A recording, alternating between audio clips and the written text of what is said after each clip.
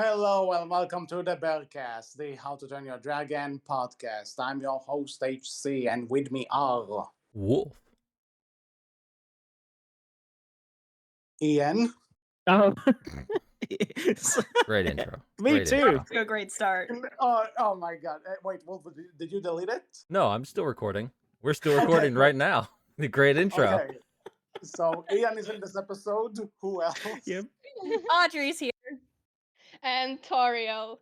And if Brought it this is not an good enough indication for you for the Aw. mess that you're into, then welcome back to the nine Listen. Realms Anonymous, where we My- are talking about this shit for you.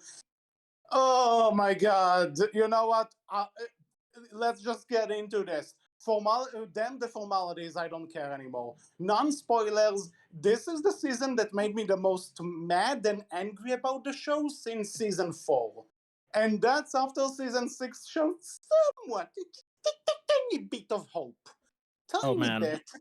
And then, nope, season 7 is like, haha, let me remind you what shows you're watching, bitch. Oh my god, I hated this season. To this quote season. what I sent to you 10 minutes ago, cheer up. Remember, the worst is yet to come. It absolutely is. This season was the one that made me look most forward to recording this podcast. Oh my god. Same. I love the Well- chaos that's gonna erupt. I love coming to the Nine Realms Anonymous meetings. We're all Yeah, addicted, we can't stop. So, Audrey, what did you think? Oh, wow. Well, I've been kind of surprised by the hate this season is getting, just because I feel like I hate this one pretty much on par with how much I've hated all the other seasons, and people are just now kind of opening their eyes to how truly awful it can be. And it's like, yeah, it's been like this for years now. So Yeah. I'm enjoying seeing all of that, and yeah, the most anger-inducing part of this season is that, well, aside from a few things, which we'll get Mhm. into, Just a few. just a few, is that I think there were actually some pretty good concepts that were utilized.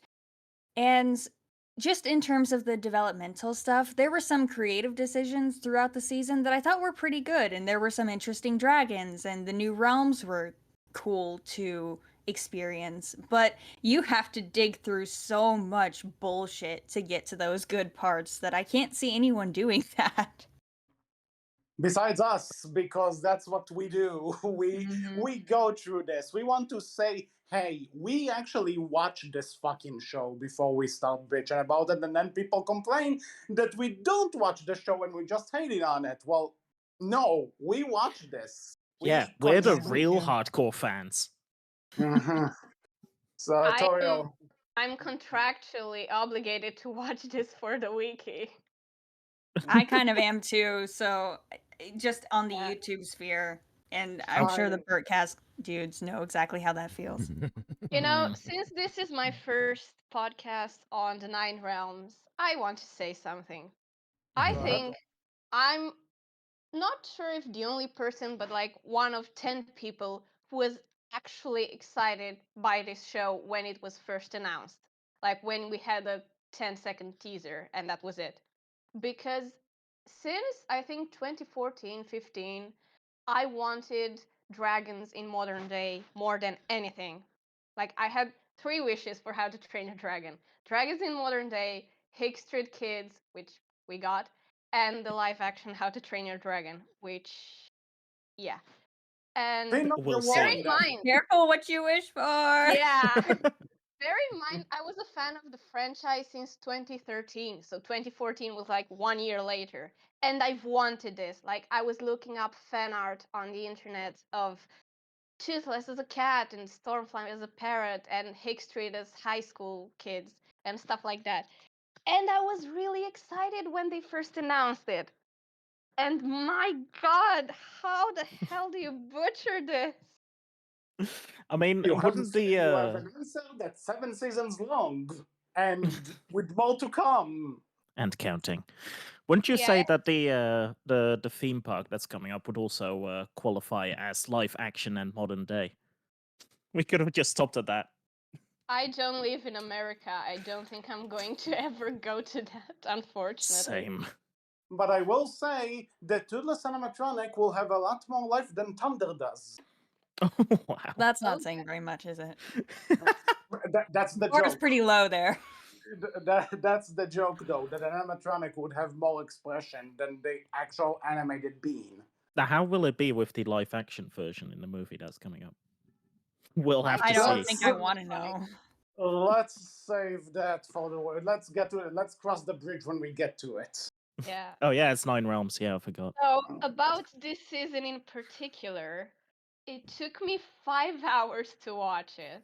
Like I started at like 5 p.m. ish and I finished after 10 because I had to pause and take deep breaths every 10 to 30 seconds because this season contained more arguments between the characters than any other. It felt to me like watching a telenovela. Yeah, that's That's about a right. fair assessment. I felt kind of the same way, but that's some of the things that go on with that is one of the reasons why I enjoyed it somewhat, because things happen in certain episodes and they actually carry over to other episodes for once in this show's whole fucking existence, which was crazy to me. But the I have way a that note those about that things, actually. yeah, the way that those things happen though are so stupid that it's hard to take it seriously. Yeah, Mhm. but at the same time, my favorite scene in this entire show, and We're not probably in the spoilers top yet. five, We're not no, in not spoilers. spoilers. I just Oh. want to say that not, sorry, Mm. my favorite scene in the show and in a top 5 in the franchise is this season, is somewhere this season. So, Mhm. yeah, we'll get to that, I and I'll think I know explain what you're talking myself. about. Okay, so anything else non-spoilery to say, or should we just dive right into the pits of hell?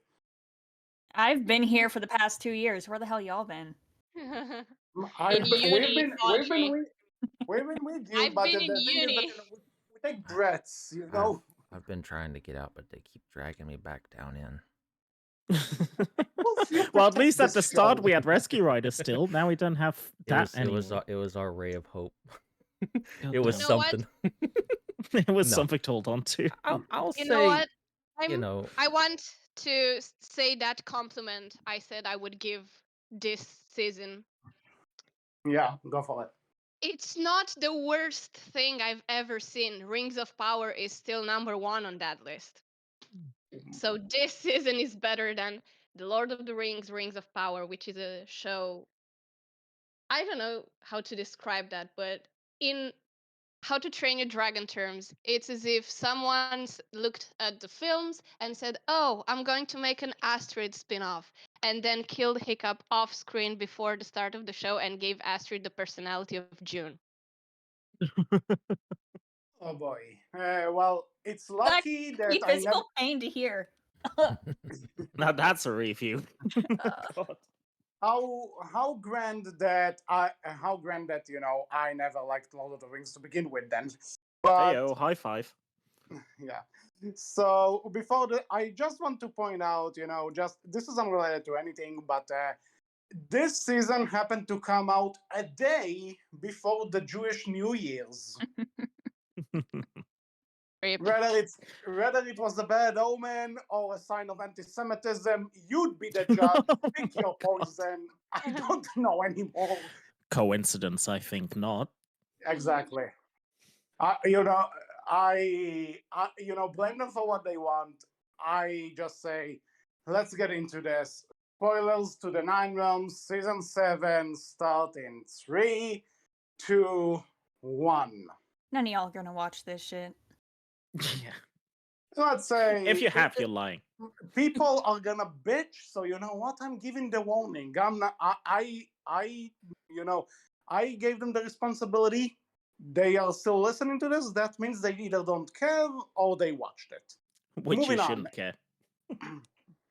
Moving on to the first episode, Hobbs and Shaw, which is Hobbs and Shaw. Sorry, but it is supposed to be a parody of the Need for Speed spin-off, and hey, a terrible Universal spin-off is mocking another terrible Universal spin-off. Go figure. Yeah, I'll, that's I'll that was at my least observation. I'll at least Yeah. say that this episode wasn't terrible.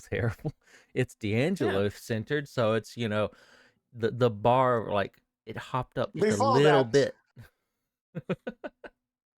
Before that, remember how the last season ended? Oh, I'm so Apparently, they pissed. forgot as well. Oh, I'm so pissed. No. They mentioned it. They mentioned it Well- that it happened 3 weeks ago. Yeah. 3 weeks. Does anyone remember what I said at the end of my season 6 review? Yeah. Is it going to be another month time skip with these characters running around like it's Call of Duty? And pretty fucking much. That's basically what happens. Audrey, I'm sorry. You were wrong. You said a month. It was 3 weeks. Yeah, that's Oh, fact. sorry, I got my It dates makes mixed all up. the It says- difference.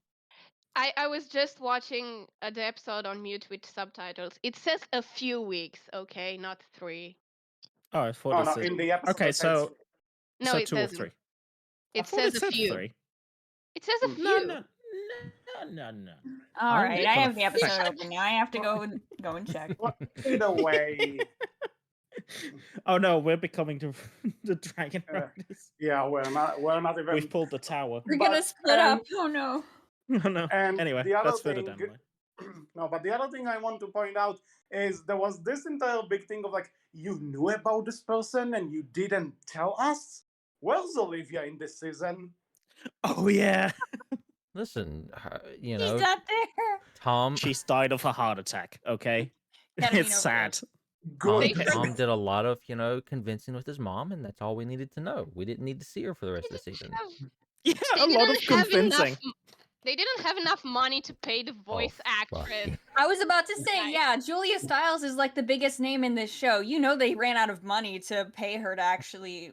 No, we're trying Fucking to say find a anything. canonically accurate reason, and I Tom have one. convincing her is very ominous. Convincing, quote unquote. I have your reason.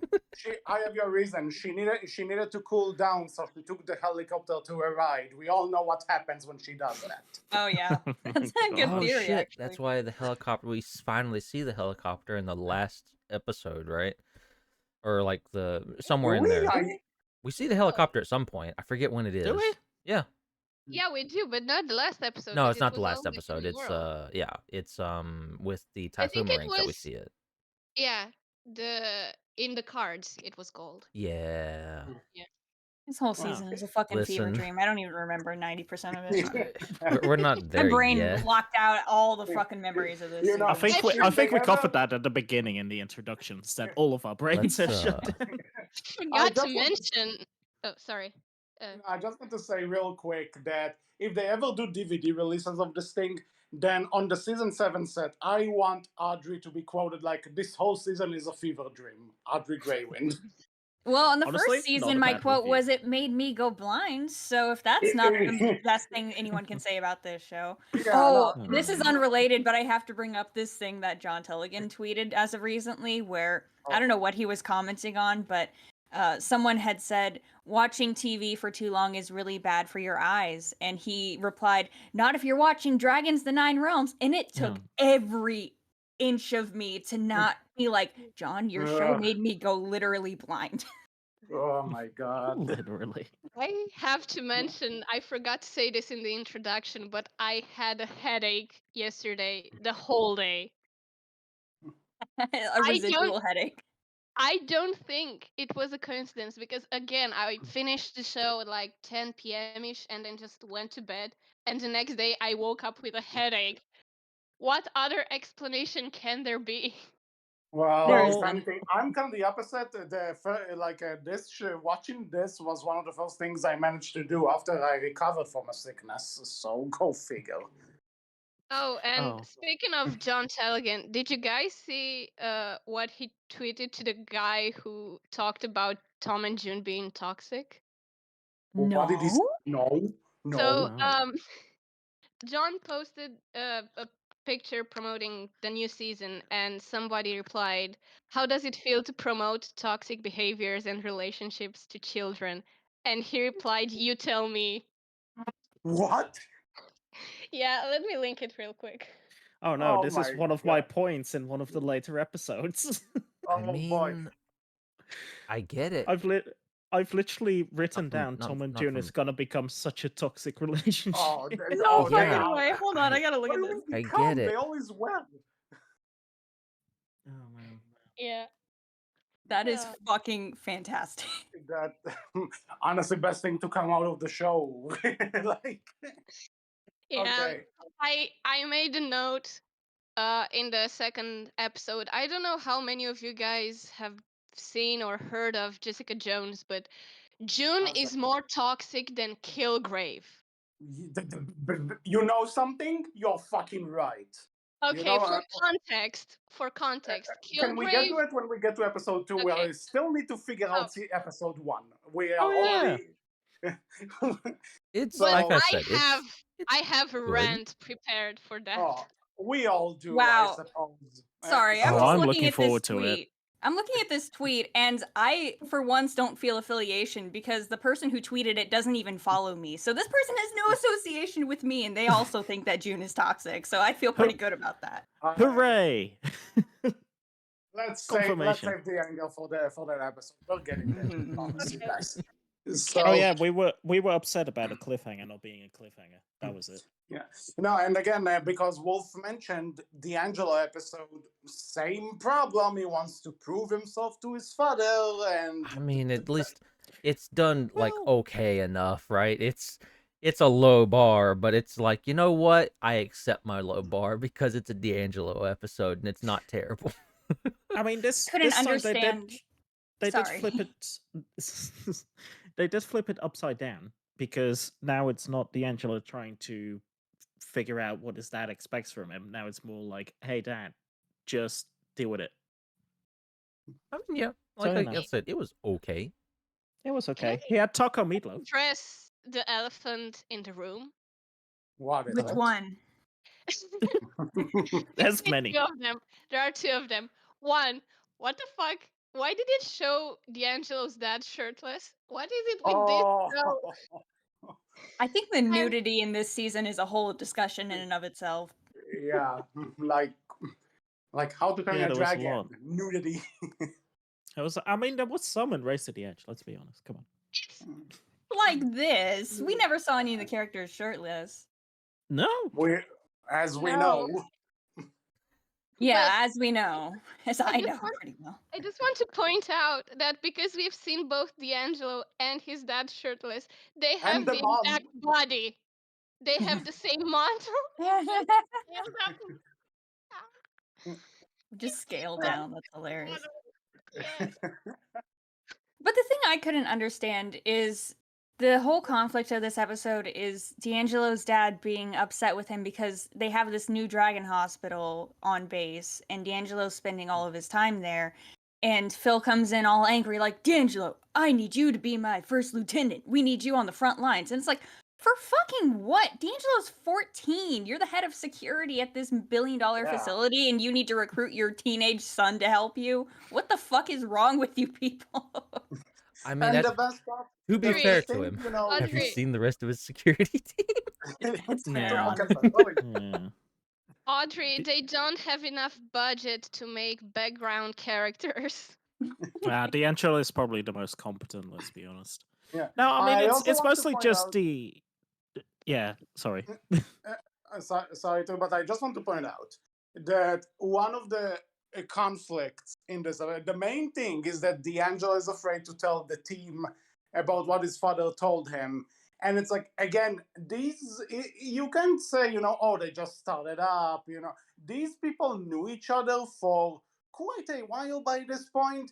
I think he could have just told them, listen, my dad wants to ground me because he wants to, like, I have a note here going, just tell them the problem, dumb Angelo, because I was so done.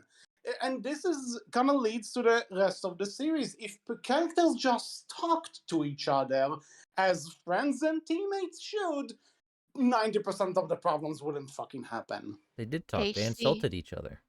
HC. Crowley and Aziraphale have known each other for 6,000 years and they haven't talked to each other. These guys have only known each other for a few months. What are you expecting? Yeah, they're just All of these human. references are going over my head. Sorry. Watch the Dolmens, Audrey. Trust me, it's a much better show than the But Nine you know Rounds. what? But you know what? If you want to go by that logic, I have been talking to Audrey for less than a year, and I think like I can plan things with her with a lot better communication than these fuckers can. Yeah. Hey, Fair. Audrey, my dad wants to ground me because of my dragon hospital. Oh, I mean- well, that's understandable. Why don't you sit this one out? You know. There you go. No. Number one, motherfucker, why ain't you sharing the dragons with the rest of us? Yeah, It's that's so dumb. true, How many actually. times have we had this conflict? Which, just moving forward in the episode, the other kids, aside from D'Angelo's whole crisis he has going on, decide to go get the book back and go on this mission without him. How many times have we done this? Where it's like, we're a team, we shouldn't split up, but we do it anyway. And at the end of the episode, oh, I'm sorry, we shouldn't have done that. Every I would season, say- there's at least 2 or 3 episodes where that happens. I would It's say also- take a shot, but you would die if you played the drinking game with that. Yes, you would. It's also the same plot as the decoy. Tom goes in alone to retrieve an object from Buzzsaw, fucks up, is captured. The others have to go retrieve him, and Buzzsaw has a new weapon. So the first time it was Wh- Jack, now the whatever the fuck that was. Where But- did he get that? Did we ever establish where did he just pull it out of his ass? Because it was like a Yeah. giant ballista. He made it. Well, Don't ask questions. We It's the established in the same- previous season, guys. We established in the previous season that he does have a magical ass that he can just put the book inside. So yeah, that too. True, it's true. Audrey, Well, I so beg even you, though 1 second, Audrey, I beg you in your review to make that sound effect with X thing was added to your inventory. No. Yeah. God. Also, it's the same model as Astrid's ballista from Race to the Edge. Oh, What go the fuck fuck, yourself, guys? Nine Realms. How dare you? That is No. Astrid. On that note, It's the same. Busta, Exactly. fucking Busta goes. Fucking Busta is going about this idiot who wrote this book. Like, shut the fuck up. Shut the actual fuck up, Sola It's from no Kingdom more Hearts. offensive than any of the other characters have been. I to don't give a story. shit. I'm gonna Yeah. call them out for that. Oh man, every episode we're gonna have a moment then. Oh yes. Oh man. But we want to give Audrey the happy moment now that Tom and Alex do have a moment in this one. They really do. I was surprised because, for context, I think it was a scene where they're escaping and Yeah. Buzzsaw shoots the ballista that I guess belonged to Astrid. Go fuck yourself. But he shoots the ballista, Alex falls off, and then Tom catches her. He actually holds her hands and swings her onto Thunder, and there's a few frames where they smile at each other, and if you pause, it's like, oh my god, are the animators aware? They have No, to be, right? Yeah, I think the animators are sending a cry for help. Like, we don't want to animate the toxicity. We want Tom and Alex together. Literally, because it takes a few seconds. There's a pause where that's all we focus on. And it's like, that doesn't look like he's saving a friend. I think the animators are self-aware that no one likes Tom and June, and they're just like, okay, we got to give them something. Dude, because season 8 is just them gonna be realizing that they have a toxic relationship, and then Alex and Tom come together. if I they would- didn't if realize they- it in this season, there's no way they're ever going to realize. Tom is Listen. going to be like a domestic violence survivor by the end of it. Oh, If Oh, they yeah. do that Well, that's in the this cliffhanger. fucking show, hands down, I Children. will fucking praise them for it. I will give them all the praise if they do that shit. If they actually say, hey, this is kind of toxic. We need to just know. And Tom and Alex get together, I will praise them for 10 out of 10 show at that point. You I don't know. deserve After the that tweet, I'm praise. not so sure. I had some hope. I mean, no, I before, but- don't. Yeah. No, I don't either. But if they do it, all the praise to them. They deserve it. It was an uphill fucking struggle, but you finally did something that I can actually praise you for. But the whole show was worth it just for that. For that one moment, we got Actually, something. yes. That glimmer, that small diamond. We finally got it. It was there. We haven't even started talking about episode 2, and it's been 50% of everything that we did. Yeah. Basically. So, to really just wrap up episode 1, now I that have- Listen, I want to have like another. D'Angelo, but it's just so sad that he kind of gets he gets overshadowed this season. His own episode gets kind of like, all right, that was okay. Then we go for everything else, and it's like, it's a ride. Yeah. I But have I will say, another I HC. just want One to. second. Oh, so Okay. okay, you go. Because it's really quick. I do want to say I have to give credit to something where it's due. After D'Angelo saves his father and the Hobgoblin, who's adorable by the way, from the Speed Stinger, he actually has a really nice moment with the Speed Stinger where he helps it out, and I'm like, okay, you know what? This is a good scene under all the shit. Okay, credit where it's due. I disagree because there's no fucking way that would happen. Speed stingers Of are course not it's like. wrong, but like, okay, it's like It's the same shit I'm they did with the Cavern Crasher last season. Like that is one of the most hostile dragons in the entire franchise, and when it's Dude. injured and should be all defensive, it's just like cool with D'Angelo walking up to it. It's like, okay, first off, number one, D'Angelo should be the dragon whisperer if that's the case. I don't know what the fuck they're calling I Tom. was about to Second, say. second, that would never happen because these dragons are so aggressive and they haven't even seen humans in 1,000 years. It just doesn't make any sense. And it proves that they don't give a shit about the lore of the original franchise. I agree with Audrey. that, but I have to say, Audrey. as an execution, it was done properly. The concept Okay. is bullshit.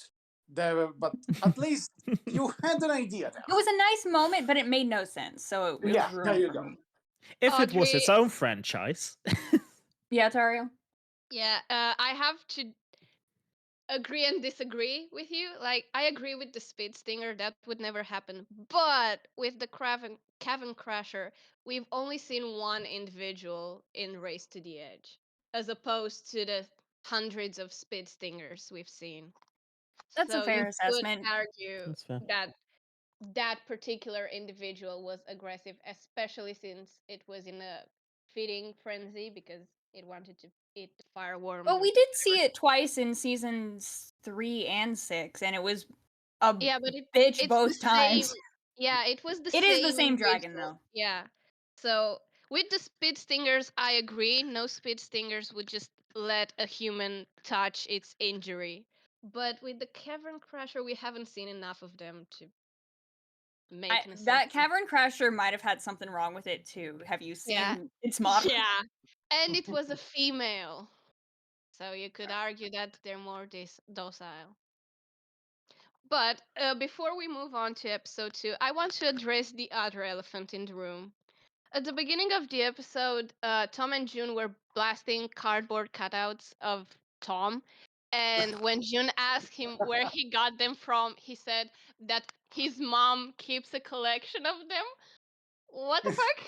Is that what he said? I thought Yeah, that he just said, yeah. ask my mom or something. Oh, Was that No, he episode said 1? don't Yeah. ask. That was episode 1, and it was like One basically a thing of his mom helped him get all of them, but it's still weird that you're using yourself as target practice no matter what, right? I know what He I probably want to hates know them. what Is Olivia that- doing with all of this? Is that like, Okay, so- are we getting like a deep inner look at just all the self-loathing Tom has? Because Oh my everyone God. shits on this dude all the time, and he's like, man, my maybe I God. am shit. Oh my god, the start of the toxic relationship narrative. Like, Dude, Holy shit. it all makes sense now. Holy crap. I did also write down for a note for episode 1. Just Fuck in me. caps. Just in caps. It's not a phase, Dad.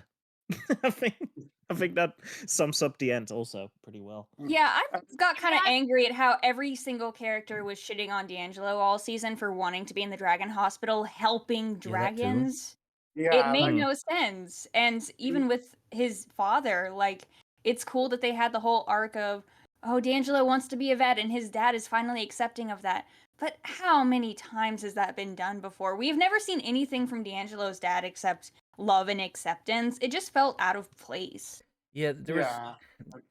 Yeah, I will admit, like, I like this episode. That's a low bar, but it's definitely one of those things of, why are you upset? You know, it just feels really weird, and it doesn't come off quite as well. But it's okay, like I said. And I have to say one last thing. It was confirmed in this episode that D'Angelo and Dr. Cullerson made the speed stinger antivenom. Oh yeah, Olivia is a geologist. Yeah. and he didn't mention Alex's moms, even though he mentioned them last season. Exactly. So Hmm. a 15-year-old mentioned and a them ketamine addict rock scientist developed an antivenom that people inject into their bodies. Fuck that. Yeah. I also Well, have a note here unrelated to this, but did you guys know that Philip and the other guy, Pete, have the same voice actor? Do they really? Yeah. And it's funny to me because there was a scene in this particular episode where Phil and Pete talk to each other, and it is just the two of them. And I was thinking of those YouTubers that talk to themselves. Me? He didn't even do a different accent. It was the same voice. Oh wow, I my didn't even God. notice that. Mm-mm. And So- funnier still, the guy is black and he's playing both a black and a white character. Well, that's In the nothing same new for this scene. show. Well, that's That's voice not acting new for this 101. show. Oh, they could just Yeah. switch from scene to scene. We know this. It's a magical From shot power to in this shot. universe. From shot to Did- shot. Just Did Winston change race again? I didn't notice. I don't I'll think tell you so. what, Audrey and I had a discussion about this, that there was a point, like when in this episode, in the first episode, where they fly away from buses, but they are so far away, and if you zoom in on it with a phone camera, it's really hard to tell, but there's a good chance that maybe. Oh my god. Help me out. Am I was going trying to crazy? keep Yes. a really Oh my good God. eye out for it because of what happened Yes. last season, and I I'm- didn't notice it, but it could have happened. Was Hold there not on, a I'm gonna- third person for Yes, Buzzsaw's yes, team? it's Am I here. going crazy? He's white. I found Wait, the what? scene. I found the frame. He's white. No, Hold no, on, no. let me Okay. Of course he finish is. that Oh. I'm not even Real fucking quick. surprised. Oh no. Oh my god. And so Oh boy. while Tauriel is sending that frame, I just want to say that my last note on this episode is Eugene is right, which I'm pretty sure comes down to how everyone just kind of badmouthed Tom at some point, and and then everyone forgave him, and it's like no. So, yeah, Tauriel, I that's the have- exact. Yep, he's white. I think I this, have Oh Five no. individual- about. yeah. This is I the- have regarding Eugene, I have 5 individual notes throughout the season. Eugene, I fucking love you. Why aren't you the main character? Eugene is the audience's character this entire season. He just says Yeah. everything the audience wants to scream at the characters, and it's great. I'll say no. Mhm. I'll D'Angelo. I think it's Oh, episode we'll 7 get when there. he yells at everyone. That D'Angelo too. had that one moment where no, he said everything we've said on this show at Well, some just point in or another. regards to Eugene as a character this But no, fair, season, fair, I fair. felt that he was less of an asshole than he has been the past 2 seasons. I think they Agreed. made him more of a comic relief this season, and a lot of his scenes were genuinely funny, especially in episode 2. Like we'll get into it, but what his role in that episode was, I thought it was hilarious. Him and Alex were incredible. Yeah. Also, you guys have been mentioning throughout the podcast that Eugene is the snotlout of the 9 realms, and I have to disagree with that. I always looked at him as the tough nut of the group. The tough. Yeah. Yeah, that's fair. It's a mix. I think he's too big of an asshole to be the tough nut. Tough nut was never a jerk. He was a jerk, True. but he was a self-aware jerk, unlike Eugene. Mm, I guess disagree. again. I think it depends on how you see it, honestly. But I will say the frame that Tauriel sent us, Wolf. If you want to put it on screen, then by all means, this is And the frame that zoom I in. thought, and I zoomed in with my camera on it to see the best option. Nice to see that more people see that Oh because. my god, yeah. Yeah, it did happen. It did happen again.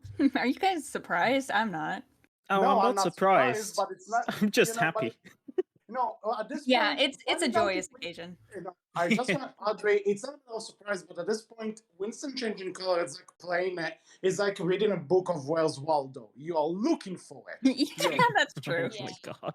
He's also played by a white actor, so I assume that his character was initially white, but then throughout the production of the show, they said, "Oh, we need more diversity," so they just changed his skin color manually, and the scenes where he's white are just scenes that were overlooked. That could Well, be. We That's also the have a only different theory. explanation. Yeah.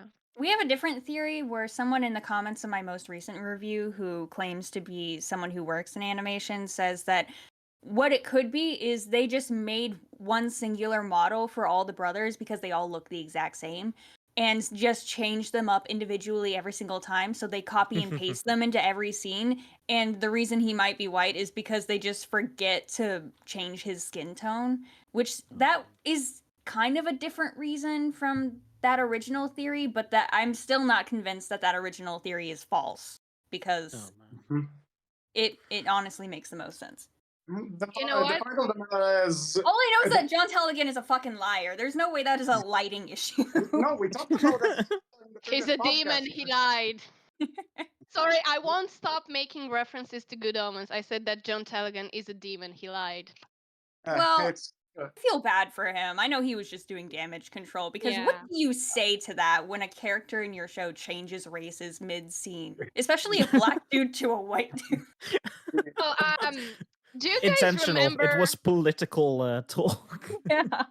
Do you guys remember my 46 pages long review / criticism of Mhm. season 6? Yep. Yeah. So I'm Mhm. going to read from that because I had the best take on the Winston changing races thing. Hit us. So I was wondering what the hell the adults were doing in the Icarus station after the dragons were discovered, and I said maybe they're playing with superpowers since Tom has super strength and can lift boulders, and maybe Winston is a failed experiment who escaped from Icarus and has no idea why about that, and nobody ever sees him changing races, so it's never brought up. You know what? They should go with that as the Yeah. canonical reason at this point. Nobody Like, ever yeah, make sees him a it. mutant or something, like mistaken X-Men or some shit. Yeah. I mean, I'm pretty sure Buzzsaw doesn't even fucking care, honestly. He's just like, Yeah. it My happens. favorite lines from them this season was when, I think it was when Linda was talking to them later on, and she's like, "So, how do you like your boss? Is he nice?" And he's like, "By nice, you mean he lets us eat occasionally." Yeah. Honestly, Winston and whatever the other brother is called, they Ford. are fucking. Ford. Ford. I think somebody saw the 80s Ninja Turtles and liked the dynamic between Shredder and Bebop and Rocksteady, and it's like, we want to do that, but without the charm. Because that's what it feels like. They're the abused sidekicks, and he's the maniacal villain who doesn't think. It's the same dynamic. I feel like the problem I have with them is that they seem fairly smart. Why haven't they left yet? Why haven't they just been like, Would you you leave know, fuck someone this. who climbed up a sinkhole and grabbed you down? Okay, I mean, I don't know. I would stick around. This guy can. I mean, kill he me. leaves you alone like many times. You have a dragon that, I mean, fairly decently listens to you. Just fly out to the frickin' town and like, Buzzsaw you'll will probably track 'em. be in a last- jail there, but like, you'll probably be treated better. Buzzsaw will track 'em. Technically, last season's, I don't know which episode it was, but one of the brothers said that Buzzsaw pays them. Like, Oh, yeah. it was a line among the thing, like, Buzzsaw may be unstable, but his paycheck is stable. And I'm like, where does Buzzsaw get money from? Because he's no Yeah. longer a lumberjack. Family. I guess he's Just rich, family. yeah. Yeah, you know, maybe he's like Tommy. Maybe he's like Tommy Wiseau. You know, Yeah, Beats but- unemployment. He has to leave the hidden world to get the money.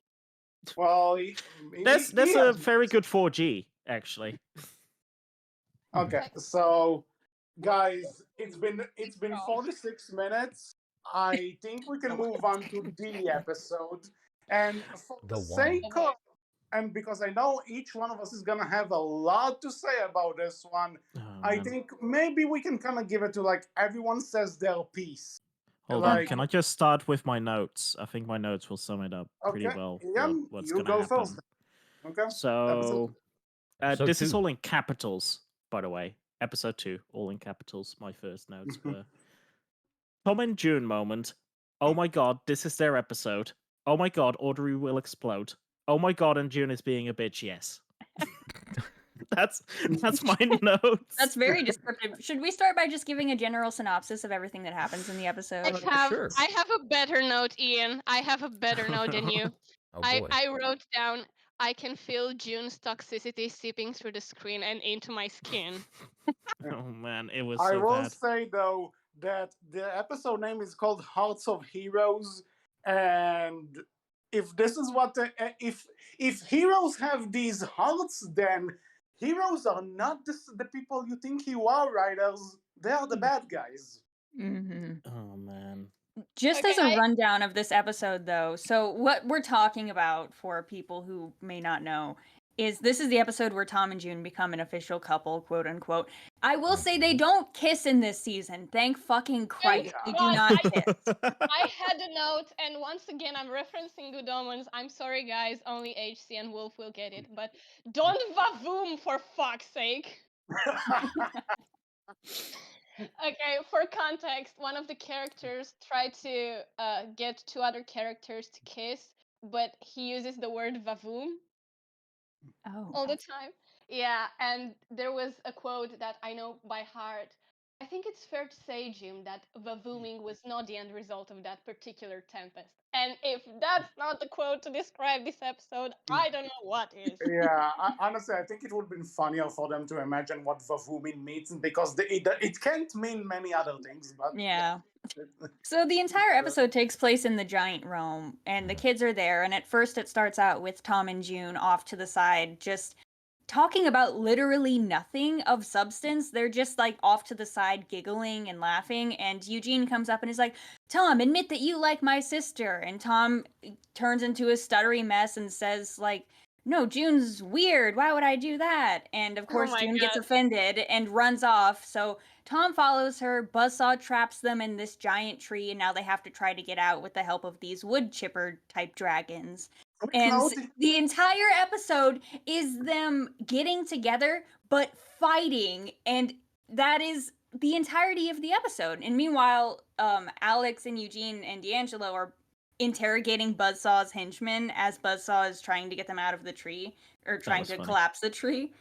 And throughout the course of the episode, Tom and June eventually admit that they like each other, and at the end of it, they're together. So that's No. everything that happens.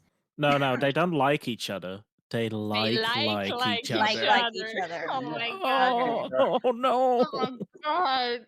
Like, they're 14, right? They're 14. Somewhere in think the so, range, 14, yeah. 15. It's canon. It's canon that they're 14. At 12 years old, I was communicating better with my crush. At 12. Why did they say like? I don't know. Because this was written by someone who has seen too many campy 90s high school movies. Did they say I've seen love them, and I at can any read better point in tell this of the season? chat. No. No, it did No. not. No, No. they didn't. Did they Okay, say what? Okay, But great. The word Love. if they said anyway. love. Oh, no. No.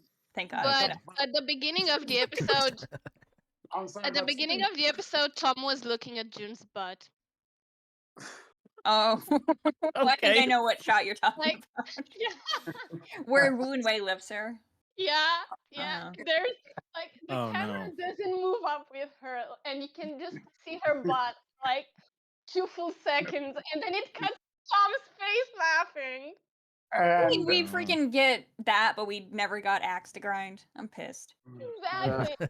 We got 3 shirtless characters in this entire show, but we didn't get Hiccup shirtless. No. I will I had to do say- the dirty work. Oh no, we didn't. Yeah, that's right. Mhm. That's right. That's why that video exists. Yeah. But I will say there was one part that was so dumb in terms of dialogue that it actually got me to laugh. And that's when it's like it's near the endish where Tom is finally starting to get some, and then Buzzsaw is cutting this tree down, and for a lumberjack it takes a really long time. I know it's a big tree, but still, dude, you have a timberjack. Get a move on. and he's like, June, and then the tree shaking goes falling, and she's like, "You're falling for me?" No, the tree's falling. That was so dumb, but you know what? I'll take dumb at this point, because these two fuckers don't belong together. I also Yeah, wrote down about the tree. I wrote down that it's the secret tunnel.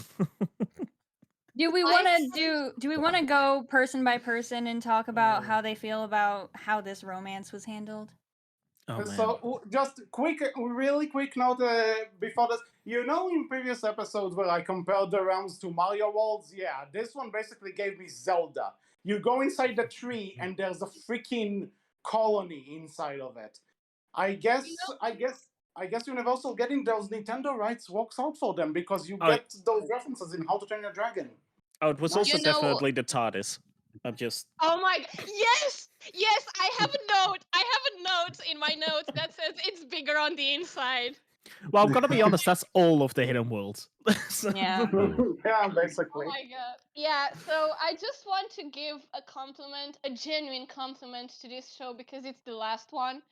I think the wood chipper animations were really well done compared to previous species that we've seen. Oh yeah. Like- I don't know. They looked a bit freaky to me. Oh no, the wood chippers No, were not cute. the I like models, 'em. not the It's a models, cool, the it's an art animation. design. Mm. Yeah, I Oh, like okay. them. And not the models are a bit weird but acceptable, but the way they moved, like I remember there was a scene where they attacked Tom and June the first time and there was a dragon, one of them was flailing its tongue out and it was very smooth and you could see like spit droplets falling out of its mouth and it was really smooth, like it reminded me of the old shows. Oh. Yeah, I And like- that's the I last like the wood compliment chippers. I'll give this show, at least this So I season. guess Tom and June roundup discussion. I guess everyone want Audrie, you do the honors. You want me to start? I Yeah. mean, Man. I know you're probably the most passionate about it from all of us. So I'm giving I you am the looking honors. forward to this speech. I don't have anything written down, so this is all just going to be from my From the heart. From the yeah, hearts of from the my very angry heart. This is going to sound weird, but I actually think that this episode where Tom and June get together could not have been handled more perfectly. Because Oh. if you look at Hiccup and Astrid, because they're the Hiccup and Astrid of this show, look at Blindsided. What happened in Blindsided? Astrid was stripped of an ability that she relied on to be a warrior, and she didn't know how to do it anymore. And it was through Hiccup she learned that she could trust him, even if she wasn't what she thought her entire life was going to turn into. And at the end of it, they realized that they are stronger together, and she can trust him in a way that she can't trust the other writers, and that's what made it so beautiful. And in this episode with Tom and June, the two of them get together not through mutual trust or through professing why they make each other's lives better, like Hiccup and Astrid did. They get together by June being the biggest bitch I have ever seen in children's television. And what do they do the entire time? They fight, they argue, they insult each other. And I cannot believe what I just saw. It was the perfect way for Tom and June to get together because they're so toxic that I can't see any other way. What, did you think that they were going to like go on this adventure where they learn to trust each other and they profess their feelings in a heartfelt way? No, June's a bitch. That would never happen. So to me, I thought it was handled perfectly for what we, what was expected to happen.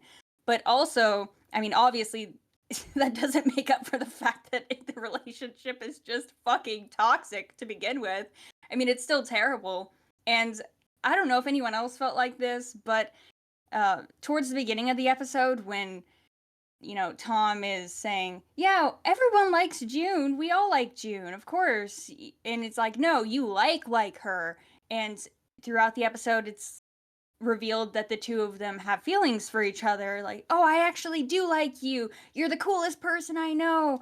I'm so much happier when I'm with you. I did not know that it was possible for a television show to gaslight me before this episode, but I'll be goddamned if that is not the perfect explanation for what I experienced sitting through it. It felt like someone walked up and slapped me in the face, and when I'm like, what the fuck, why'd you do that? They're like, I didn't do that. What are you talking about?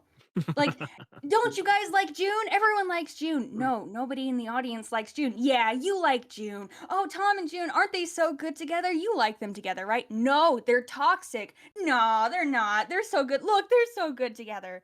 Did anyone else feel that way? Yep. Audrey, let me tell you something. Can I take the mic now? Please, Can I take yes. over the mic? So there's this show called Jessica Jones, which comment, but it's a bit extreme. Like it handles a lot of heavy themes, so it depends from person to person. But the first season of the show centers around a girl with superpowers that has PTSD because a guy with mind control raped her and made her murder people and a lot of things. And that guy, that mind controlling psychopath, is less toxic than June. As someone who's seen Jessica Jones, and as a fan of the comics too, I agree. Yes. So if you want, Audrey, I can give you clips in particular so that you can compare them. I believe you, honestly. Oh, and they both have a thing for purple. Oh, Oh, wow. coincidence. Oh, wow. Yeah. They took inspiration. No Well, purple eyes in though. the No yeah, in the eyes. comics, his skin is purple, but because they couldn't translate that into television without a big budget, they just dressed him in purple. And every time there were flashbacks and stuff about him, there was purple light. Like it was just his thing. It was not purple eyes. Yeah, Okay, it's that June. would be that would be ridiculous. It's June. But at the same time, that guy made people kill themselves both by controlling them, like mind control, and by just talking to them through a glass. Like at some point, he was powerless. He was locked behind a glass, and his powers didn't work unless you had physical contact. And he still managed to manipulate a fucking lawyer. And my god, if June is more toxic than the psychopath villain with mind control that raped and killed people, I have nothing left to say about her. Like, goddamn. And there are also a lot of quotes from that show that would fit Nine Realms very well. Particularly, um, I'm impressed. I never realized you were such a bitch. Like, So, Audrey, I beg you put that in your review, please. Oh my I'm god. begging you. It fits so well. so Ian, want to take the next turn? Oh man. I mean, they basically got together by force. They were forced into a relationship. They basically hated each other in that tree, and only because they had to go out of that tree, they were like, "Oh well, I guess we've been on this hypothetical road towards relationship, so I guess we'll just do it now." It's I don't know. I don't think I have much more I to just say have to ask, than that. has there been a single example aside from like the few scenes throughout every season where they're just off to the side laughing about something that the audience doesn't even know? Is there any scene or plot or instance where the two of them get along, where they are happy together? It's There always has been been. them bitching at each other and acting It's annoyed only by in the each other. background. Yeah, It's only in the one background. scene in season 1, episode 2. Well, That's see, like 30 they had an seconds early long. start. They had an early start. It's just that It's only just half a year later they I don't found out. understand. I know I've said this 100 times, but I can't wrap my head around how the showrunners think that this is even a desirable relationship on the lowest of levels. They don't even act like they like each other. Yeah, They're always it took so annoyed by the uh, other person. it took a threat to their life for them to come together. You know, as any good relationship is. Do you guys think that he just pretended to like June at the end of episode 2 so he could get out of the tree without dying? And now he's Like, stuck. best plot twist ever, but sadly the show acts as if it's not. I'm gonna hold out hope. No. Now he's stuck. Now he's stuck. I'm gonna hold out Now, hope. that- he should have just gone down with the tree. No, the wood chippers just come knocking on his door like, "Are you still in a relationship?" And he's just like, "Yeah, sure." I have a the note love mafia, here. the wood chipper trackers are the love mafia now. Yeah, I think so. I Oh no, have wait, a I note can't. We here. can't say that word. We have to say like mafia. Like Mafia. I have a note here. I think June said this because I didn't put that, but either Tom or June said, better than watching you dig your own hole deeper. And I'm like, that's such a dirty-minded quote. It was Why would June you? that said that. It was June. It was I June? remember Okay. specifically. And also, And I was considering- like, what the fuck? I just want to say also that considering last season with the whole sled can digs down, this is takes on a whole other term because people have actually done this in universe. Well, it's What? so toxic too, because Okay. if you think about it, like, why does June and Tom getting together, like, whenever Tom is like, no, I don't like June because he was embarrassed about it, June gets pissed off and runs away. What if Tom actually didn't have feelings for June and she is offended and pissed off that someone doesn't like her romantically? What a fucking narcissistic hoe. I can't even wrap my head around it. It's Do even you want to worse, know too, what because- Kilgrave did when that exact situation happened to him? Do you want to know what he did and Might what as June would well. have done if this was an R-rated show? Oh no. Mhm. He made a guy cut his own throat in his crush's bed and left him there. Might have been better for the show, I'm not gonna lie. Yeah. It would have been Like, infinitely better. he took his frustration on a random guy. He made him cut his own throat and he left him in her bed. Like, if June would leave a body in Yeah. Yeah, Just 10 thinking out of 10 about, like, show. what would happen if Tom didn't like June and she was offended by the fact that he isn't romantically interested in her. What a I know. bitch. She can Yeah, handle it. that's And actually a note then- I have hold on. here. Hold on, just I want have to say that more. I have a note Yeah, that okay. connects to something Audrie said, about what a narcissistic bitch.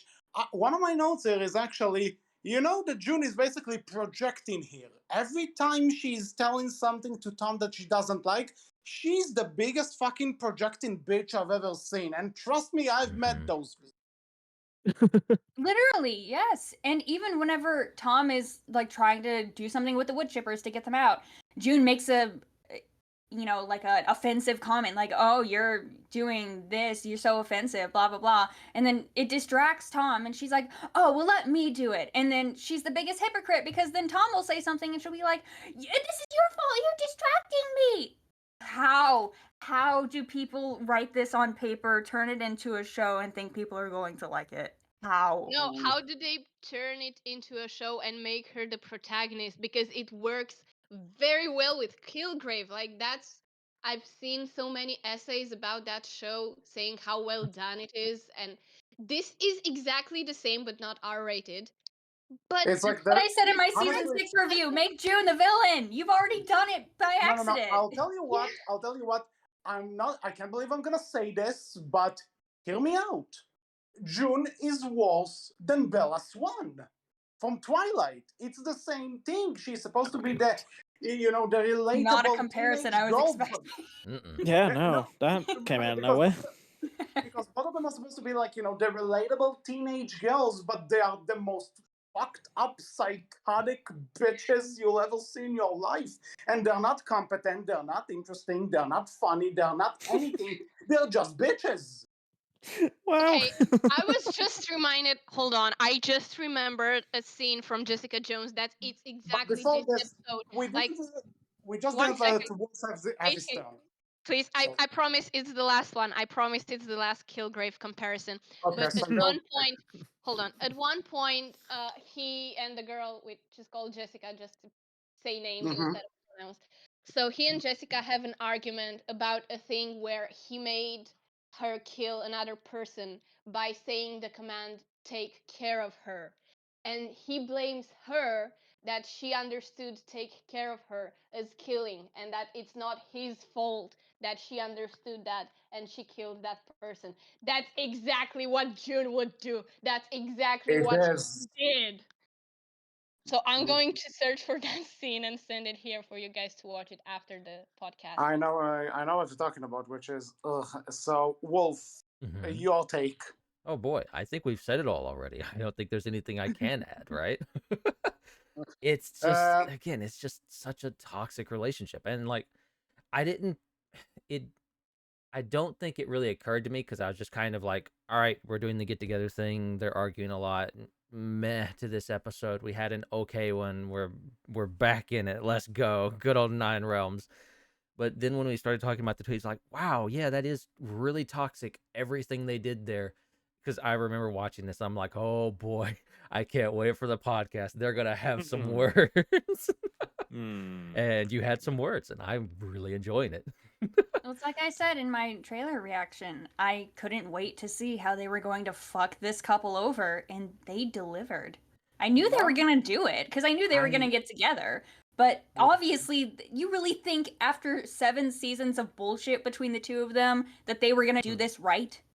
No, but Was anyone expecting that? But you're right though. They did do it right. If they did it in any other way, it would have felt so out of left field for June, right? Because it just wouldn't match the character. Okay, I should clarify. I meant right as in if this was a normal show and these were actually good characters kind of way. No, you're right. This is right for Tom and June, like I said. Actual right, not the right quote unquote that we got. Not the butchered, like half-baked, whatever the hell we just watched. Yeah, Right. it's I'm going to continue to hold out hope. Maybe this show will give me I shouldn't, but I'm going to continue to hold out hope that maybe we'll get like the thing of, you know what? No, this relationship is toxic. We're done. And then we get Tom and Alex and it's like the world is right again. We're not going to get that, but I'm going to hold out hope. That's going to be my rewrite. So I'll enjoy that way more. Yeah. So your reaction to I know I had snippets, but I just want to really end my thoughts on the whole thing. Again, you guys basically summed it up well. I also chimed in, but here's the thing, because somebody, I don't remember where I saw it, but I've seen somebody mention that, the reason Tom and June couldn't walk is because white American boy mentality and an Asian girl mentality will never mix up well. So to this, I want to say, fuck you. I'm a white guy. I'm engaged to an Asian girl. Fuck you. I don't think that's the problem. Yeah, no. There you go. That's what I'm saying.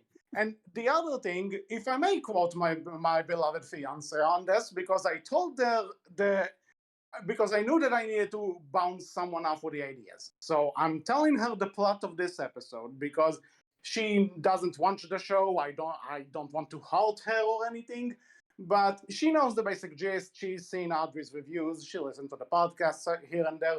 She knows that June is a toxic bitch. She knows. And I gave her the point of this episode. I gave her the notes, and the only thing she said was they shouldn't be together. I think we've discussed that for the last half hour. That's an understatement. Yeah, I think Wolf. They shouldn't spend more than 1 second together. Not that they shouldn't be romantically together. They shouldn't talk to each other at all. Not even as friends. Not even as acquaintances.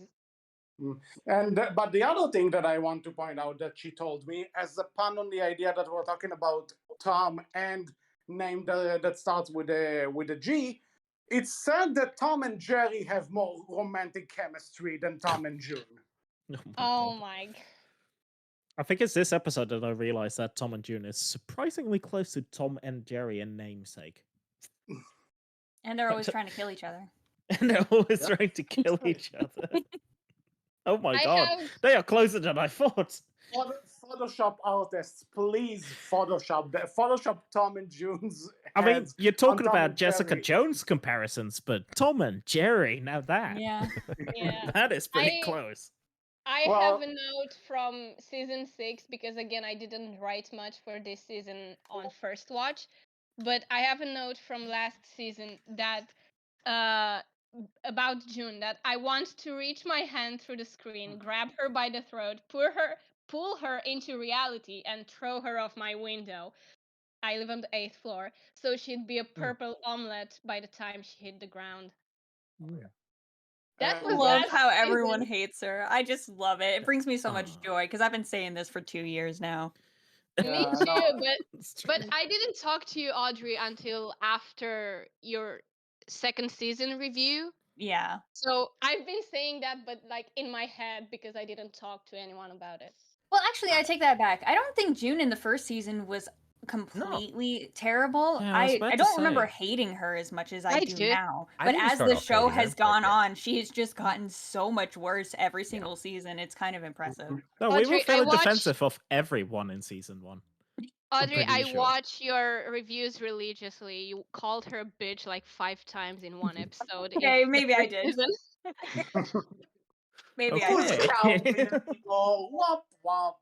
But even with that, I still hate her less than I do now. My hatred for her now burns like with the heat of a No, thousand suns. like Oh, she man. definitely, she climbed up a ladder.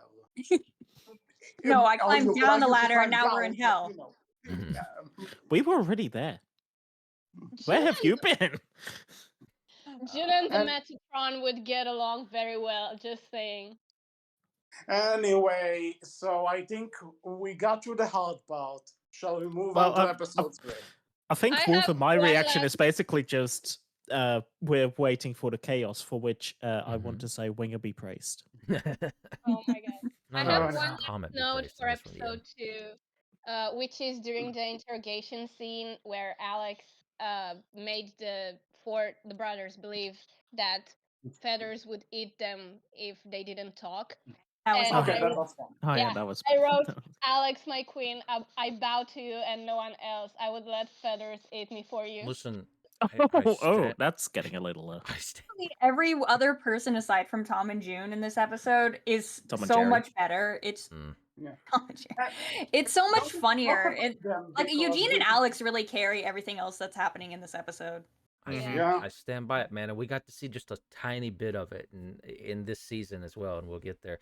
But I stand by it. Like I wanna, and just give me an entire series where it's just Alex going off to be, mastermind criminal, maybe a little bit of a psychopath in there as Oh my well god. with The dragons. episode It'd be where great. I think, yeah, what was it like? I think it's Towards the end, episode 6, 404. where Alex she not makes the found. comment about the satellite or something, Yeah. Oh no. and D'Angelo was like, "Isn't that illegal?"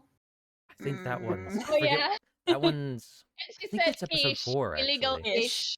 Yeah. Like, We were right. So She's getting up to some illegal shit. We like love this Alex. girl, I love her. Just Yeah. let me give me an And entire series with her, and I'll be happy because Yeah. she's Yeah. something.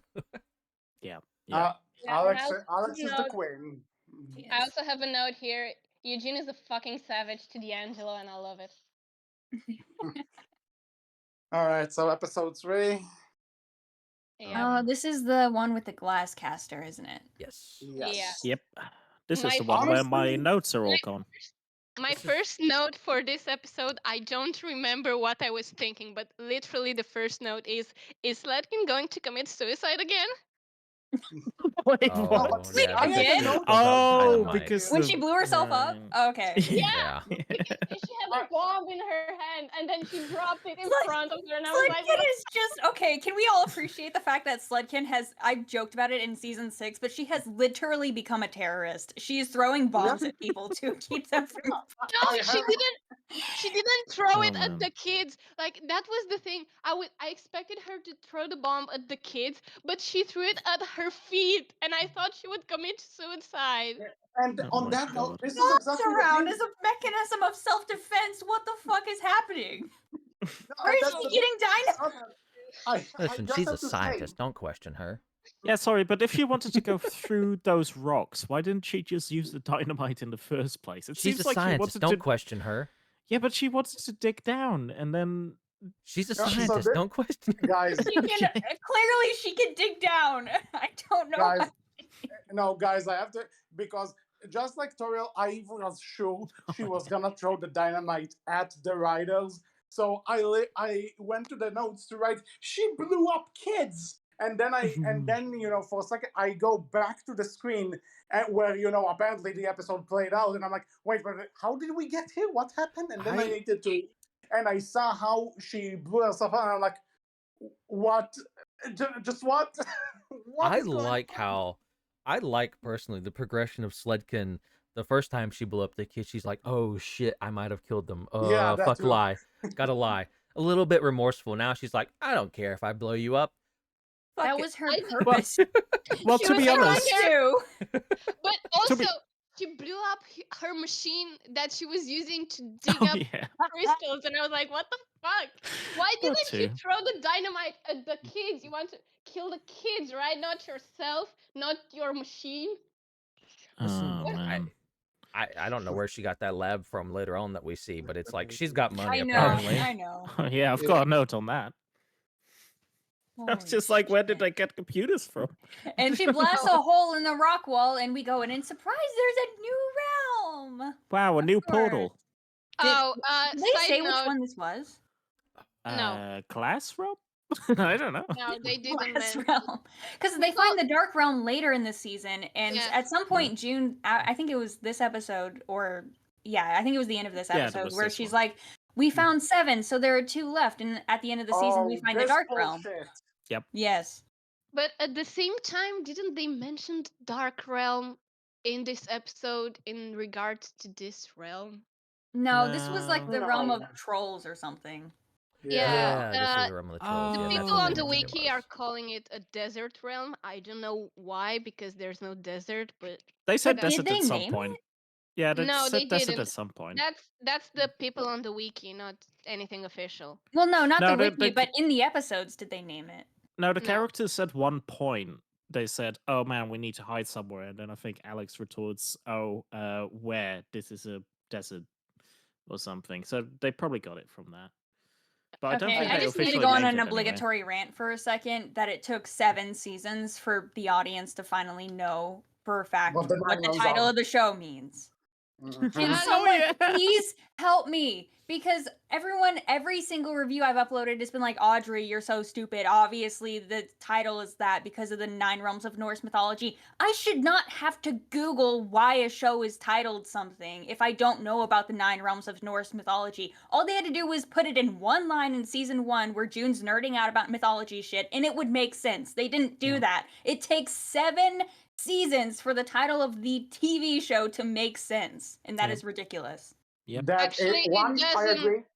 I It just want to doesn't. say, Like, I have to say, because we mentioned this before. We mentioned this before on the podcast, I think, from season 4, that I found out by playing another game related to it. That's like, wait, the 9 realms is actually a thing in Norse mythology. And I pointed this out that, wait, the original franchise, relies on Norse mythology. So I get your idea here, but you're kind of stretching this a bit too thin if you think people are just gonna get it, because just because I'm interested doesn't mean I know of And it. even if And you're some- trying to be pretentious about it, like, oh, we're doing some really deep cultural shit, and not that's the the thing. caliber of a show to do that. You can't even like comprehend basic screenwriting and plot in animation or anything going on, and you're gonna try to do this?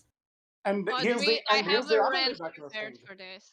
Like, Yeah, I have And a rant wait, I prepared just want for to this say, for last episode uh, because I was a sorry, I mythology just nerd. really need to finish this. I need to say this, that one, they still call Norse mythology in this show Norse mythology, even though, for all intents and purposes, Norse mythology in this universe is an historical fact.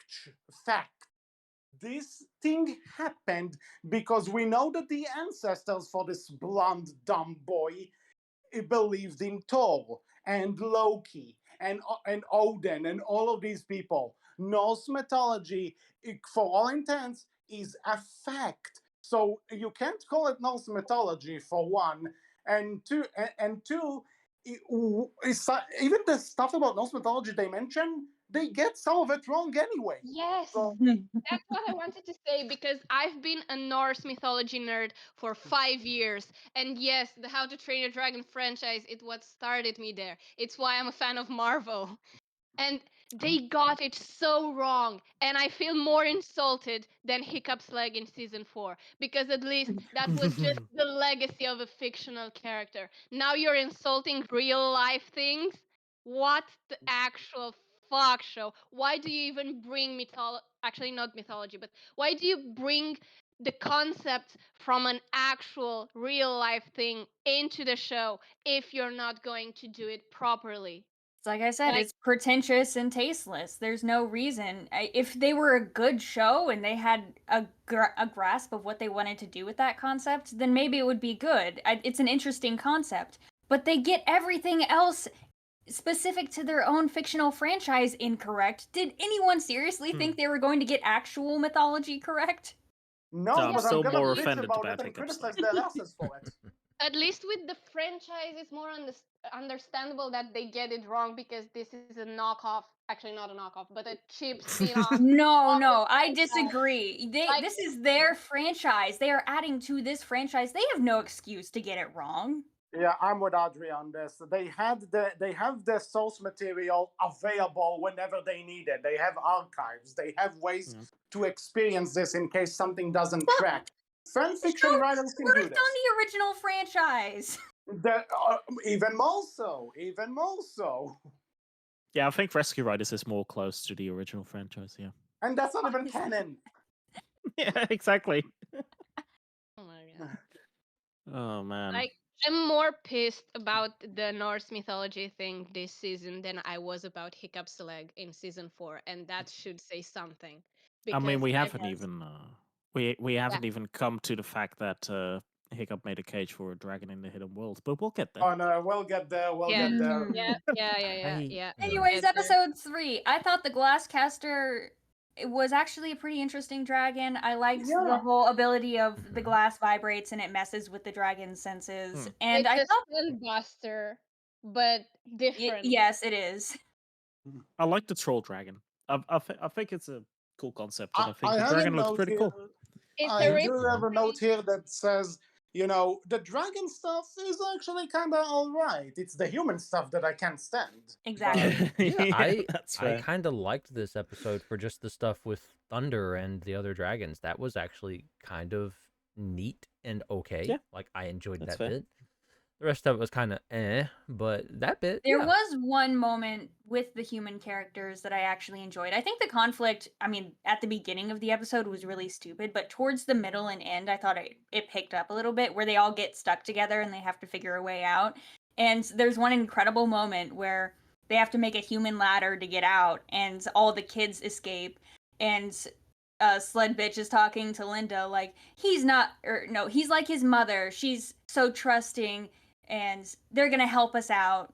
We can let them go first. They're not gonna just leave us here. And then you just see the rope go, and it goes. But it's like, nope, you guys, we're not trusting you. That was incredible. pretty Yeah, funny. like that was a good That is moment pretty from funny. Tom because like Sledkin's tearing him apart like, oh, he's a hero, he's just like his mom. Yeah, like everything about that. Like, and then he pulls up the rope and she's like, wow, he's not like his mom. Impressive. That was pretty good. Like that was a good moment. Like, yeah, it's like we get a little bit for Tom. Like, yeah, Tom isn't a complete idiot all the time, and everybody Yeah. should When he's maybe with you. stop bitching about him all the time. When the Most writers of the need him time. to be an idiot, he's an idiot. When And then Sledkin thought, wait, what actually happened to his mother? I haven't seen her in a long time. She Yeah, died. Yeah, he this- hasn't disappeared. Neither did June and Eugene's mother. yeah, Oh, see, true, she wasn't there. Also, I've been meaning to say this for a long time, but how crazy it is that the daughter of a woman called May is called Is June. It's so annoying. Why? Why would you do that? It was a joke in the writers' room, and then it actually happened. And they were like, "Oh, Honestly, goddamn." yes, that's a really good explanation. Yeah, I have a note for this episode because after the explosion that opened up the new realm, Alex said that my organs have all switched places, and I said my organs also switched places after watching the Oh. last episode, Alex. Mhm. Oh, Yeah. oh. Anyway, on that note, I want to bring up that after episode 2, like for this and the rest of the, Tom and June don't really, whenever they have small moments, as far as I remember, they don't really fight with each other throughout the season. And it's like, what kind of bullshit is that? Wait, what? Wait, yeah, what? You're gonna have to No, when explain you some more think on that we one. were, Yeah, we you're were gonna have to talking. explain yourself. Okay, here's the thing. For the rest of the season, maybe there are bits, but but for the rest of the season, I'm more seeing this as the group is fighting with each other anyway. Okay, yeah, So fair enough. it's not specific. So it's not specific Tom versus June like Okay. the previous episode was. I don't know. I disagreed. I think there are a few moments where she like snaps at him, and it's Yeah. really Yeah, hilarious. but no, again, they are there. What I mean is that it's never to the same level. It eases out, and it's only again present in the episodes where it's supposed to be the group is against each other. Yeah, I'm with So, Audrey. I kind of I disagree with you. I think like there's some or, points or where maybe she keep in mind really that I just don't snaps at him, remember. Yeah, and so I don't think he I fully mean, it's deserves a- it. But maybe I'm also misremembering. So keep that in mind. It's in episode 4 that I wrote the note of that they're gonna become such a toxic relationship. So I feel like there's a bit I mean, going on do we there. want to move on to episode 4? I might as Yeah. well. Does anyone have anything for So episode 3? that's the I have reason one I thing that Sure. you're gonna just laugh at. Okay, you go first, HC. one last thing about episode 3 though that I want to say. I kind of liked what they try to do with Thunder, but I feel like he's not developed enough to actually have a story dedicated to Yeah. him. Like if it Yeah, were yeah. like It's- let's say if it were Toothless and the dragons do it, I'm like, give me that episode, give me Mhm. that, I'm all yeah, for. because he was trying to become the leader from Yeah, the so if dragons it in was this if one. it were Yeah. Toothless and the dragons from the OG franchise, I'm like, give me that. Especially if they want to go, if it was like a post movie 2 sort of thing, I would have been all for that. But here, it's not justified. It's not owned. It's not nothing, and it's fighting for screen time with a human drama that it's like it just falls flat. So fair. just want to point it out. Anyway, episode 4. Since I'm kind of I have- on the mic, I I have- just want to say real quick. HC, I had one last thing to say about episode 3 that I think Okay, it's so legendary not to say it. so go for it. I don't remember what the quote was, but at some point, Wilma told Linda to put a stuff in it or something. And I was watching it with subtitles, and just like last season when I read, instead of my mouth tastes like pennies, I read my mouth tastes like penises. This season, Oh. for some reason, I read put a cock in it, Linda. And I'm Oh, like, what the Jesus. hell? And also, at some point, June said that she doesn't trust Sledbitch. Why do I keep calling her Wilma? She's Technically Sledbitch. her name, but no one refers Yeah. to it. At some point, June said that she doesn't trust Sledbitch, and I was like, bitch, what? Literally, yes. You mean Uh, June learned from something that happened? Wow. For the record, you don't trust her? What? You, out of everyone, like, if Alex said that, it would be fine. If Eugene said that, it would be fine. If Tom said that, it would be fine. If D'Angelo said that, it would be fine. But June? yeah. Yeah, I totally see what you mean. So, episode 4. I'm only gonna say one quick thing because I can't believe they did this, and maybe I'm the only one who got that impression. I don't know. Told this to the fiance, other friends. They seem to agree with me on when I gave them the runaround. So, How to Train Your Dragon, ladies and gentlemen, has the Yoko Ono episode. Oh boy. Oh, no. The what? What? What? So okay. In case you don't know, Yoko Ono was the name of John Lennon's wife, or Yeah. the one people accused for breaking up the Beatles. That's the thing. People accuse this poor lady for breaking up the Beatles because John Lennon was married to her, and she's like, "Oh, they dedicate more time to me than them." And she's accused by the Beatles' fan base to breaking up the band. I see now. I'm very clearly, I'm paraphrasing this, but that's the general gist. But I see. Yeah. the problem, And the problem with this also- analogy though is June is the reason that they break up. It is her There you fault. go. There you go. That's the what Yeah, I'm that's his saying. point. That's That's why his I point. hate this episode. Like this is the I- worst episode of the season. Yes, Oh, I it's so have bad. only absolutely, 3 yes. notes. I've only written 3 notes for this episode. Eugene, I fucking love you. Pause the cringe number 9. And June, shut the fuck up. That you can apply that to That's pretty much all. every episode. That's Yeah. all. Yeah. Oh man. That's all I I heard for this episode. I don't recall anything from this episode. Like, I don't remember it. Was everyone So- just angry watching this? so Oh, at the yeah. beginning I at the was beginning of the watching it. episode. What do you mean? At the No. beginning of the episode, I wrote a note that says, "Oh, so June gets to be an idiot again and probably not apologize. That's cool." And then at the end of the episode, I wrote in all caps, "June didn't apologize. Woo! Not her fault, baby." Okay, I have to admit one thing, and this is basically how I feel about this entire episode, is it made me angry and irritated because everything happening with the conflict is so stupid, but I was laughing the entire time because I was too focused on how they turned Tom into a Reddit nice guy simp for the entirety of it. Yes. Oh my god. Like, It And was it was beautiful. so perfect. It was on Oh, no. brand, on point. I loved it. It was everything. Once again, I love during how the it was Eugene who comment, gaslit him into it as well. It's just like, Oh. mwah, beautiful. Yeah, that's good. I also want, okay, because I know everything is gonna be about June. I'll just say, writers, a little secret between me and you and other and people I know who do tarot. This is not how it works. I mean, Mhm. it blew my mind, right? That it just felt, everything about this episode felt forced, right? Everything about it just felt so forced. And then you have June in the background who's constantly like, no, we should do this. We should do this. The tarot cards, we should do this. And it's like, but, and then they start arguing. It's like, why are we arguing right now? Why? You've all been saying it's all nonsense. Why are we arguing right now? Why do we care? This feels so forced. Like, what are we even arguing about at this point? There you go. Why are we It mad was- at each other? It's just, It was like the What? Seinfeld of arguing. They argued about nothing. Yeah. Literally nothing. At the beginning, Yeah. whenever they're doing the reading and everyone, or maybe it was before, but everyone starts arguing about, D'Angelo, you're my friend, but you're also my friend. Wait, you're more friends with that person than I am with you, and you haven't even known each other as long. And everyone starts bitching, and it's Alex who walks up and says, "You guys are literally arguing about how much you like each other. yeah. What are you doing?"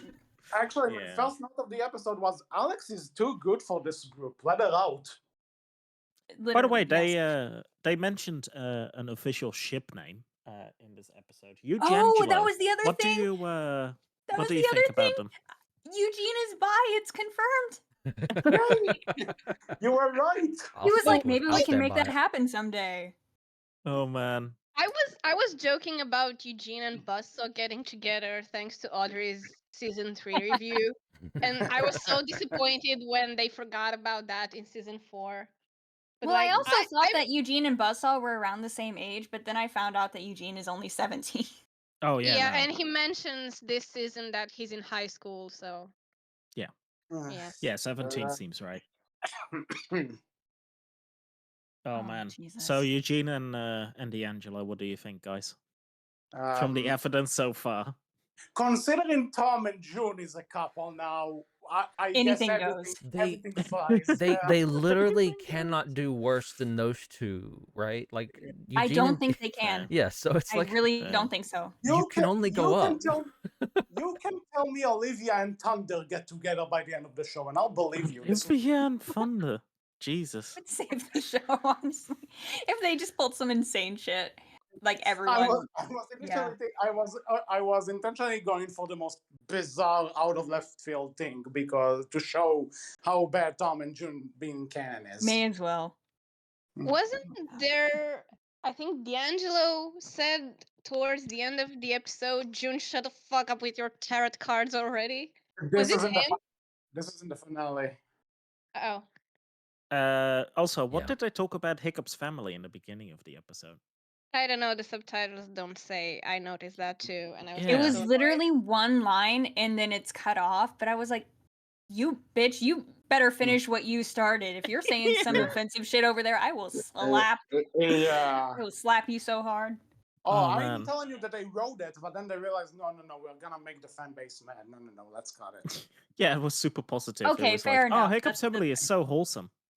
God. Just. I don't even remember most of what happened in this episode because it's so wild and they don't even follow a plot. Things just happen. Yeah, that's Yeah. the thing. June has This been a was bitch. point. June has been a bitch. Tommy's been a simp. Nothing happens. They break up.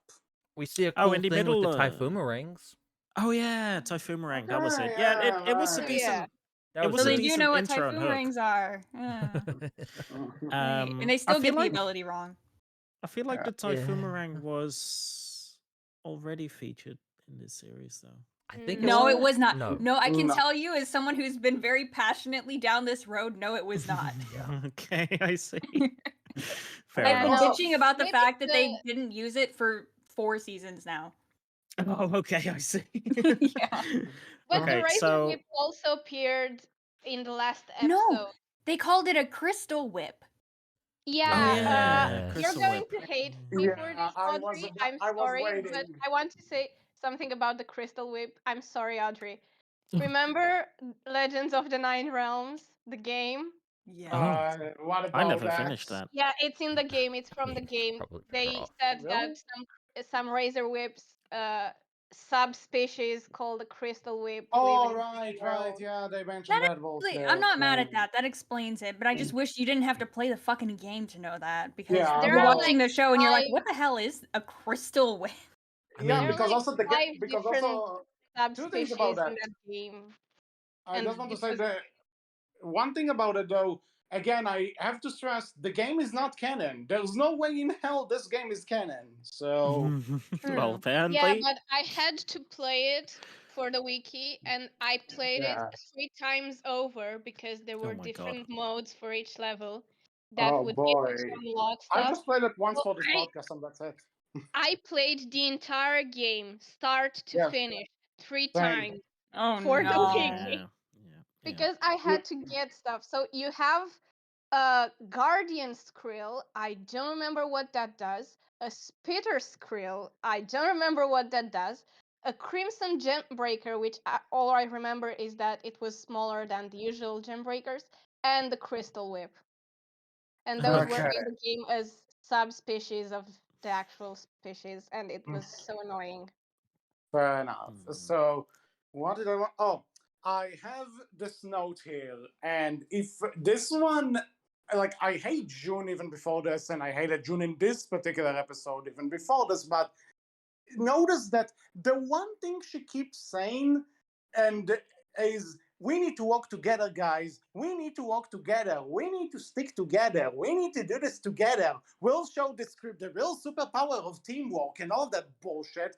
But every time she does it and suggested teamwork, she discredits any other idea from her team. That is not fucking teamwork, bitch. And then she No, gets no, mad no. at them whenever they do what she says. Because do you remember at the end of the episode when she's like, I like the Tom that does what he Yes. wants and does the Yeah. right thing and doesn't listen to me Yeah. all the time. And I'm like, bull Oh, fucking oh. shit, you bitch. I- Bull fucking shit. Yeah. was I love so how close from she just punching my snipped at monitor. him. Like Yeah, at the very I end. wrote I down have- so The June cherry on June is top. always wrong, makes Tom super paranoid, but still Tom is wrong.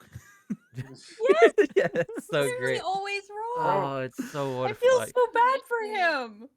I have a Yeah. proposition I think for this at is the least- season where everybody's like, you know what? I kind of like Tom, mostly because he's with her, and I feel bad exactly. for him. I root for Tom my only God. because of his bad life No, choices. no, Guys, It's like, you make a have good a- life choice, Scouse Tom. me. Alex is right there. We all know. Everyone Yeah, knows. exactly. I don't know how you're going to feel about this, but on the wiki, on the discussion side, there are people shipping them unironically. I I don't doubt it. No. I no. have to read through those comments to moderate them and stuff, and I'm like, oh my god, you know They what? just I make try it not to against go the on the rules to be wiki. wrong. People on the I'm wiki an don't like admin, me. Audrey. I'm an admin there. Oh, I man. cannot go on the wiki. I I'm an know. Now- admin. I've been now there just- for 5 years. Just People go on the to the wiki do console. not like me. I just noticed. yesterday What I the was fuck was reading that? it. Yeah, just yesterday I was reading a discussion board on there where someone it was another admin that was someone had posted my video and commented, "I don't want you to start posting her videos here. She's controversial and not everyone likes her." And I'm like, "What the fuck is No. What a man- That's not it. Oh, man. Audrey, you understood it wrong. No, it's because you curse in your videos. No, it wasn't. This was a different comment. Like, They already I posted one about me cursing, But- and then another like one underneath that said, "We shouldn't start. She's controversial." I'm like, "I'm controversial because really?" Like that's There's- fine. comment. Like, I know Audrey, what you're you have talking an about. That was not a opinion. comment. Hold on. I have to search for it real quick. No, We because don't yeah, have to. We don't have to get Well, into it here. yeah, I was yeah. just it kidding. was Yeah, it was something about you not being officially affiliated with the franchise. Yeah, Okay. but Okay. for the record, this is a discussion that's probably better for off mic if it's okay. So Yeah. But one other thing in this episode, we have finally confirmed Thunder is a cow. He's grazing the plants. It's so Yeah, weird Here's a to cow. see, like Oh my just God. dragons Oh. eating plants. It's just so weird, but okay. That I don't was know. the I don't know, the original way- franchise. The way he Like- just looks at the camera. Yes, was I just know. like- It was so. It was absolutely You know, hilarious, but it was just all- so weird at the same time. the one thing was I so want funny. to say about the episode before we can move on is when I finished this episode, I was just looking at Tom, and I was doing the Thanos thing of perhaps I treated you too harshly because dealing with June, ugh. That's the But then thing. I Whenever at the beginning, whenever Eugene was saying, "Hey, maybe the breakup the tarot cards are predicting is about you and June," and he gets all nervous and starts just agreeing with her about everything because he doesn't want to break up with her. I'm like, this looks like a fucking abuse survivor's way of dealing with this situation. Oh man. Yeah. Wow. Again, as somebody who watched and enjoyed Jessica Jones, I cannot not compare that. Like, that's exactly the same. God But damn hey, it. I've one positive thing about this episode, and we got alternative credits music. That's cool. That was Yeah. one of the Oh, things I yeah. really enjoyed because like the team dismantled, so we get a different tone of the end of the episode. And that's back to some of the developmental things that I enjoyed about this season that I think could be really good if everything else wasn't so awful. I did add to that. Doesn't feel very deserved, but cool. No, it's not deserved Agreed. at Oh, all. did anyone else notice how at the end credits they always do concept art for Yeah, the I was about previous to bring season? that up. Yeah, they always Mhm. do concept art for the previous season, but last season they didn't do that. They did season 6 concept art for season 6. So we were like, "Oh, that's kind of weird." But in this season they do the exact same concept art that they did the last season, which they've never done before. So it makes me think that they accidentally used the wrong concept art for season 6 and they didn't have any Oops. more for season 7's credits, so they just reused them. I Yeah. don't think Oops. they had concept art for season 5. No. Here's the thing. All their budget went to the alternate music. That's Yeah. that's True. what I it wouldn't be was. surprised because the Yeah, music is one of the it's things all that again. I would praise the Switch most the about credits. this show. Shit. Oh, that's fair. What did you say, Wolf? I said the music is one of the things I would praise the most about this show, personally.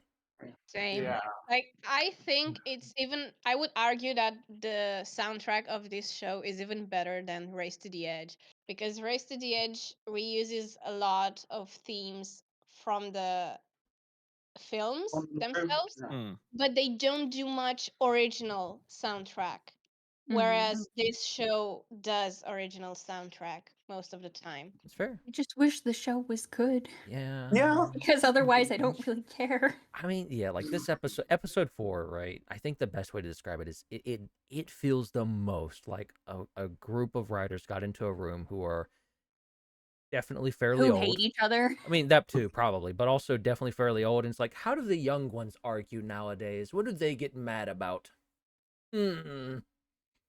Does anyone know the young ones? Yeah. It I feels think so also much like that the because it's just interviews. why? It's just so I much felt of the a same big way with question. the episode where Tom and June get together I because mean, this is true. not how people talk. No, Yeah. but Not even Yeah. teenagers. To bring this up to bring this back to and I'm an old um, man and I know the this, so interview with John Tellegen, the interview with John Tellegen that Audrie used in her season 2 review, which is, by the way, the interview with the most pink elephants in the room ever. You just don't see them because they're off frame. But when the interviewer asks John, what's different between like kids, in Viking times and kids in modern times, and he gives this answer that just shows like they're holding him and his family at gunpoint, the poor guy. And you can tell that he's just bullshitting an answer just for the sake of ending it. And it's like, this is how they come to work, people. The answer he bullshits around just to get it done. This is your implication to the people who are writing this dialogue, which is supposed to be modern day teenagers. Wait, so what was his answer? I don't remember, but it was something like today they kind of something like that, I think They that have that was phones. when he said that they care more about modern issues like climate Yeah. change and Yeah. animal rights, which are issues that have like Climate maybe been change. mentioned in one line now out of all 7 Where the seasons. hell is climate change even? It was in the mentioned? forest fire episode, the downpour. There was one line about it. You don't remember the one What? line in the one season? Yeah. Big that social well. issues that they cover. But was it? It wasn't it like it's just too hot. Yeah, climate change has turned the forest dry. That's their extent of the think- topic of climate change. I thought they said something about the air being too dry or something. That was Which, pretty much it. how was it hot enough for a forest fire and then 3 seasons later it was a deep freeze? Let's not go Climate into change. that. Oh yeah, Fuck, climate actually, change. you know what? Fuck it. You have lava rivers in the fissure and a deep freeze so bad that helicopter freeze mid-air. Yeah, climate change. But lava. I blame the comet. Yeah, Yeah, but let's climate go with that. change. It's the comment. It's the Every asteroid. fucking season you bring up the comment, and every I time it makes just- me laugh because it's the only Oh, yeah. explanation. I completely forget about the comet each single time. I'm not gonna No. forget about it. We'll never forget. We'll never forget mean- the comment. Oh, I When- bet we'll never forget. But when that's it more than was- just a comet.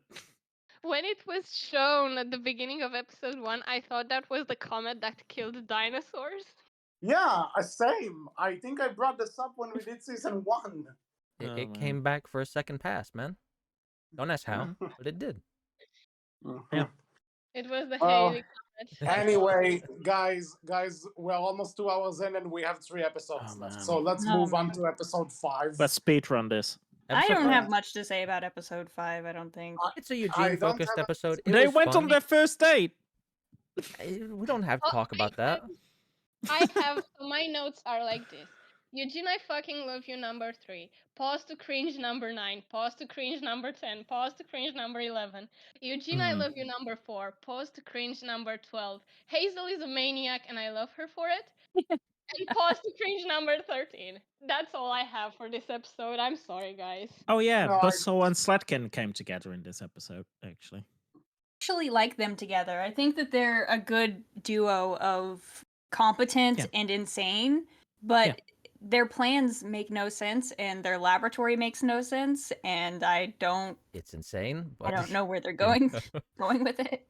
Hey, I- Audrey, what did you think of the brony flashlight again? Oh fuck Oh, off. I yeah. knew that Oh, was coming. God, I yeah. forgot about the Brody flashlight. Yeah, they brought it back. Oh, yeah. I actually I did wrote really think it down- was funny how they treat it like a joke. Like it's a total asshole to everyone, and doesn't it go with the villains at the end? It But yeah. we flies never off, I see think. it again. Yeah, we never see it after. They probably Let's hope they probably killed it. ate it. Yeah, Let's they hope ate it. so. and The thing I wrote down I about see- that. We see Yeah. both Flatbitch and Buzzsaw in both next 2 episodes, and the brony flashlight is nowhere to be seen. I just wrote down about it that it's the unicorn from Rescue Riders. That's all I could think of. It is. It It is. Yeah, literally is. It Rescue is. Riders. Same model. Oh man. I keep calling Nine Realms Rescue Riders, and this is just all bringing it together now. Oh, there was one moment I really loved at the beginning of the episode where Eugene is impersonating all the riders. Oh, Yeah, I Oh, did yeah, say that that was- as well. Eugene's that's impressions my- are on point. That No, was listen, my I have Eugene, a I thought about love this. you, number I 3. think, listen, for that scene, I think the VA was just mumbling to himself and they happened to record it and they're like, yeah, let's do that. Let's use It's that. accurate. No, it was intentional, and I know why, because whenever he's imitating Alex, he's like, oh, I'm gonna make a snarky comment. Snark, snark, snark. And immediately I was brought back to a direct message that I received from John Telligan unsolicited, where he just randomly messaged me after my season 3 review and said, there's so much I wish I could tell you about what the upcoming stuff in the series. I can't wait for you to see it. But your reviews are really entertaining. Your snarkiness is only compared to Alex or something. Is only rivaled by Alex. And so as Oh soon my as he was God. like snark, snark, snark, I was like, talking about me. Incredible. And I just want Incredible. to say, he told you this after the season 3 review, so this was before we knew about Hiccup's leg being Yeah, chopped. we haven't so- talked since. He hasn't said anything since. That was the last time. We've talked like through public tweets, but he's never messaged me again, and I don't blame him. Oh man. Yeah, I don't know. It just Poor felt guy. like one of those moments that the actor. Again, I'm not saying it had to happen, right? But it felt like the guy was just bored in the recording, so he said it, and it's like, oh wait, we're recording. Huh. Vincent Tong is a national treasure. This episode is also where I wrote down, oh my God, their first date this season is perfect. I'm looking forward to the podcast. Yeah. They Honestly, used to work. Eugene's reaction was mine. I Yes. was doing the same thing. Yeah. Yeah. Like I said, Eugene is just the audience's character this entire season. Yeah, Mhm. pretty That's, much. I think, Eugene, I fucking love you, number 4 in my list. Oh man. Because Didn't he say something like too much sappiness at some point as well? I Or have something? 15 notes with pause to cringe and 5 notes with Eugene, I fucking love you. That's pretty much my notes after episode Ooh. 2. Oh, you love Yeah. more Eugene more than that you cringe at the show. That's good. Yeah. I actually liked Eugene since his introduction. Like, actually not his Oh, I since hated his him. introduction. Like in season 3, I liked him in season 3. Hmm. Like before he became, God, I cannot say it. Like before he joined the other kids. I cannot say that. They're not. They call themselves the Dragon Club. Can we use that instead of the other word? Dragon Yeah. Club. Yeah. I'm pretty sure I've Really? already accidentally called them writers once, and I want to punch myself in the face for it. So go ahead. Yeah. And Okay. also, Before even he joined the Dragon even Club, Dragon I Club, loved him. but even Dragon Club is too similar, like Dragonflight Club from Defenders. Now, Dragon Club was the excuse they used to parents, didn't they? Like they were basically playing D&D. Yeah. Yeah, that was it. I Oh. also forgot that this is the episode where Eugene makes his own team of. It is. And it's literally in the title. Eugene's Lean Extreme Dream Team. Yeah. Fucking why? And I wrote down the quote: "Unload the entire dragon on one target," and my comment is just okay. Oh yes, I wanted to bring that up.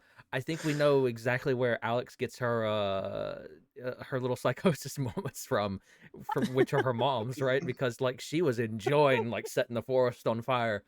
So I think Oh, yeah. I think we know where Alex gets it from at this point. Yeah. Yeah, that's Yeah. fair. I mean, it was all pointless because they Mhm. never end up doing anything with the team. I thought it was going to be something like Astrid's A Team team, Astrid, where Yeah, it was the they same, but no. have like an auxiliary team to the side of parents who know how to fly dragons, but they are never used again. Maybe they will be in the future, but I thought it was a missed opportunity. I mean, Yeah, I said this almost in half the season team was 6 just as well. other dragons too, so that was a little weird. I said that in my season 6 document as well. Like, why aren't they teaching the adults to bond with dragons? And That was like one of the No. first things in Riders of Berg. yeah, It's like Because other than Yeah. Alex's parents, none of the other adults can do anything. Maybe except D'Angelo's dad. D'Angelo's dad and Alex's parents are the only ones who are allowed to do anything. Well, And we even It's know, so funny they because don't get to Olivia is do the one much. with the most experience in the hidden world, and she's not even in this season. Well, no, but we know Olivia's dead, so stop Yeah, talking yeah, about that's her. true. Olivia's Okay. Yeah, as we said, she crashed That's a the rest in peace. helicopter. crashed the helicopter. Tom- That is going to be canon in my season. No, 7 no, review. no. No. Tom convinced her. Okay, that's what happened. She didn't crash. Tom convinced her. I have a note from season 6. I get that the adults have no brains and they should learn how to deal with the dragons from Tom instead of asking Tom to deal with that himself. But do the adults have no brains and think that Tom will understand 4 people speaking to him at once? No, their brains are made of melted cheese. Yeah. Again, you need to keep in mind that these are the same adults who last season were rooting for him, like, oh, boom, boom, goodbye, boom, boom, goodbye. They don't have brains.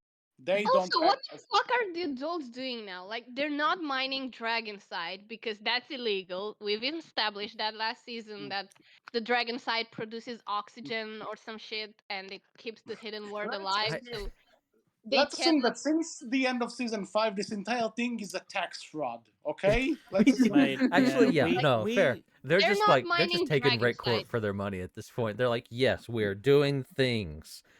What Here's are a paper they of the doing? things we are we doing. don't know. We do not know. We actually, since season 1, don't know what the actual goddamn. I mean, they were purpose here is to there. study the crevice, which is kind of Well, yeah, weird. but what does that mean? What We've does that seen mean? them Words. in previous seasons, like until the season 5 finale. We've seen them study rocks and stuff from the fissure. There was the whole episode where the kids went to the labs where Alex's moms were studying, looking through a microscope at something. And there was also the Something. episode with the fireworm where they thought they discovered the new species of lizard. Speaking of which, where the fuck is the fireworm? Because Alex mentioned it like a couple of times in season 5 that her moms would like to get it back or something. That's true. We never actually saw that, did we? It was No. mentioned by Alex 2 or 3 times during season 5 when she was trying to convince Tom to let the other adults know. She said that her moms would be happy to reunite with Glomer, I think was its name. Remember remember Thunder's family, we were looking for 4 seasons and brought us the greatest cat to be on a video. What happened to those guys? You want payoff from this show? I guess we Yeah. are Dare talking you. about things before Christ. Thunder. Yeah. I mean, Thunder you know. found his family. He knows where his family is. He knows how to get there. There's no reason for them to appear anymore. They don't have the budget for them. Also, I'm Yes. pretty They sure don't have the they're just- budget for that fucking shit. Those I'm pretty droopy sure looking Thunder and Okay, nightlights. I'm going to bring that video game again, but Thunder's family in the video game had better graphics than in the show. Yeah. Oh, God. She's not wrong. And She's- also, they had different models. There were a Yeah. different number of nightlights with different like I said, patterns in the the game. game is not canon. And I was like, why did you even make the why? I'm pretty sure Okay. they're banished at this point. Anyway. I want to There's bring your up box quote. that Yeah, why? this is how bland Why? this is how bland episode 5 is, because we're literally talking about nothing related to it. We're just adventing it by the What show happened in stuff. episode 5? I forgot. Eugene has a team. Yeah. Oh, Slap Bitch was being a real bitch to Eugene. Holy crap. She Yeah. completely went down on him. I feel Like, bad for oh Eugene my this episode. God. There is some yeah. good conflict, I will say, with Alex Yeah. and Eugene, where she snaps They at him and is clashed like, "You can't lead anything," and then she actually regrets it and feels sorry about it. I know it's a foreign concept to June. That's the first time Alex and Eugene interacted since season 4. But That's I not have to true. They say- interact all the time. But like 1-to-1, not hasn't? in group dynamic. I don't know. It happened a bit, not a lot, but I they had may a be few- wrong, but I just feel like Eugene and Alex have been more friends than any of the other writers. Yeah, I because know. they're I And agree. shit, I called them writers Brain. again. I want to punch Oops. myself. I mean, They're the Okay. only ones with a functional brain. Yeah, okay, I'll refer to them as writers. How about yeah, that? they're the ones. Alex They're and probably Eugene the have ones who earned only my deserve respect. it. Tom might I get it will out of pity, say- but that's we're iffy on that one. I feel sorry for Tom, so maybe. I But have to yeah. say though that because they resolve conflicts so quickly in this show, I figure that all the apologies at the end of episode 5 are like, okay, well, at least there was this one thing that carried over for one episode, but now they seem to resolve it because episode 6, what happens in the side, it seemed like they're kind of a team again, and then episode 7 it's like, nope, they still hate each other. It's like, wait, what? Not No, really. episode 6 they So- still didn't really, right? Yeah, I like don't know. They're not a team anymore, but they talk to each other and they fly together. Yeah, So- it's very weird. It's like Is it's like It's we like, are not friends, but we're hang out. listen. It's like I we would- Well, no, Alex- disbanded Dragon Club, but what was Dragon Club to begin with then if you're Well, just gonna Alex- keep doing the It's- same shit? it's Alex like one actively of tries to those avoid them. it's like one of those high school relationships where the two people break up, but because they're in the same class, they have to interact with each other, but they're not man. romantically involved anymore, and it's awkward as fuck. Yeah, that's it. This is it. Fair. And somehow the couple that needs to break up is still together, but that's besides the point. Yeah. So, Oh my god! So last episode, there was the plot point with Tom and June breaking up that Eugene brought up, and I was from the moment Eugene mentioned it, I was like, yes, break up, fucking break up, please, for the love of Loki. 2 episodes into their relationship breakup. Me too. Would be Yeah. great. So, You guys, probably have episode broken 6? up 5 Yeah, times by now, and they are together. Tom and June are together. What the fuck is wrong with the universe? I'm surprised the writers have remembered that they're in a relationship 2 episodes now. No, that It's they the one forget thing that between they can commit seasons. to is making a shitty toxic relationship to throw in people's faces. Yeah. I have a note. Say date one more time. I dare you. I double dare you.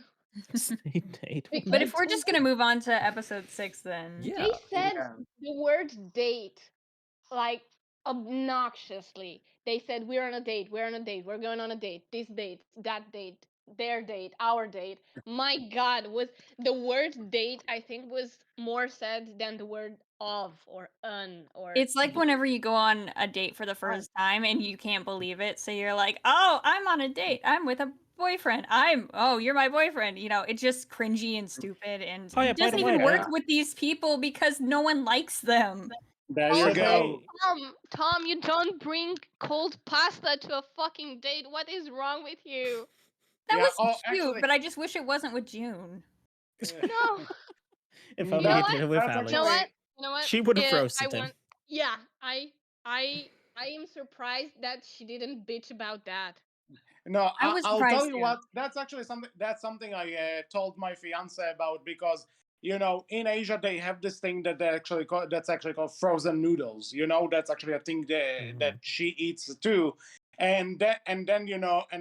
But then we thought about the very logical point that June is a terrible Asian, so she probably doesn't even know about it.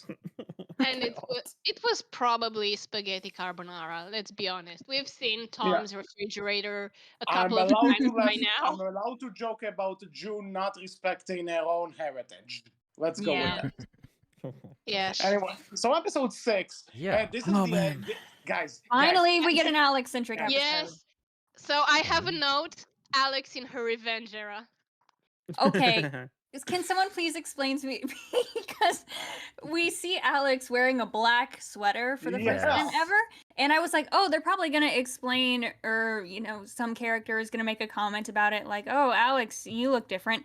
They never mention it. It's never brought up why she changed outfits. And after this episode, she changes right back. And it's like, did they just want to make her look emo for one episode? And that's it? That's Yeah, it. That's that's- they basically just wanted to. Well, we want you to think she's going evil, and it's like that's what it's for. It's literally just a fourth wall break of like, yo, she might be going evil. Look, she's wearing black. She's getting. Are we sure it's not an super distant. animation error?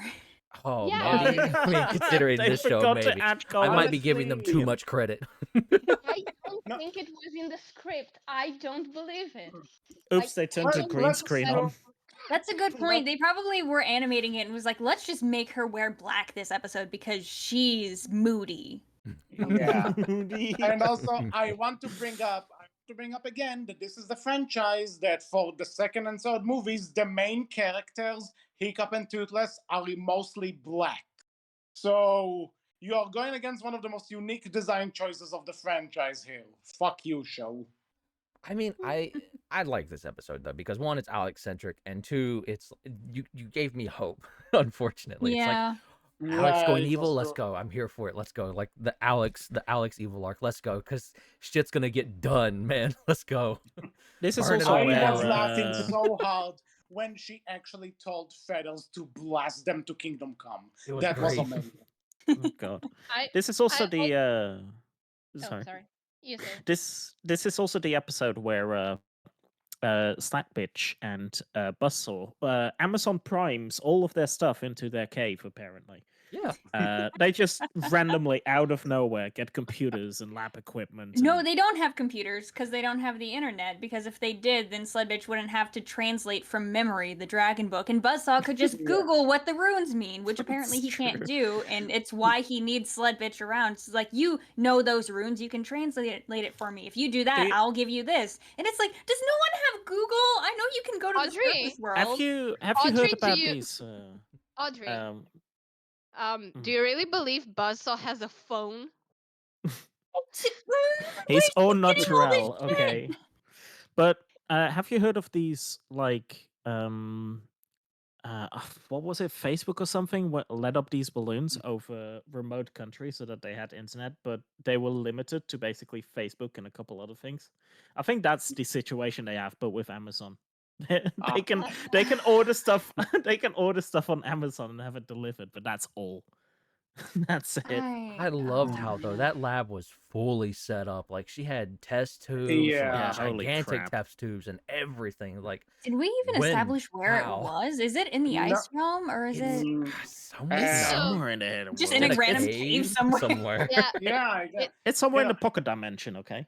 Yeah. it's ma- probably Oh, not no. even in the hidden world. Like in one of those caves in the fissure, like the one that Sled Bitch and Olivia explored back in season 2. You know, there are caves Wait. there that are not part of the hidden world. That's what it looked like to me. You know, Hiccup build it. Hiccup build it. Let's go with Hiccup that. builder. Like, That's they it. needed a dark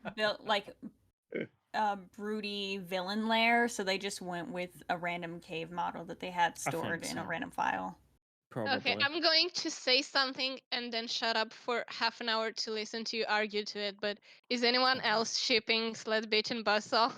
I my did God. since I think I'm not sure if I shipped it, but I mentioned that I think it's gonna happen. In my head canon, Sled Bitch is a lesbian, so not necessarily. So she's with what Linda. is her sidekick, Linda? Linda. Yeah.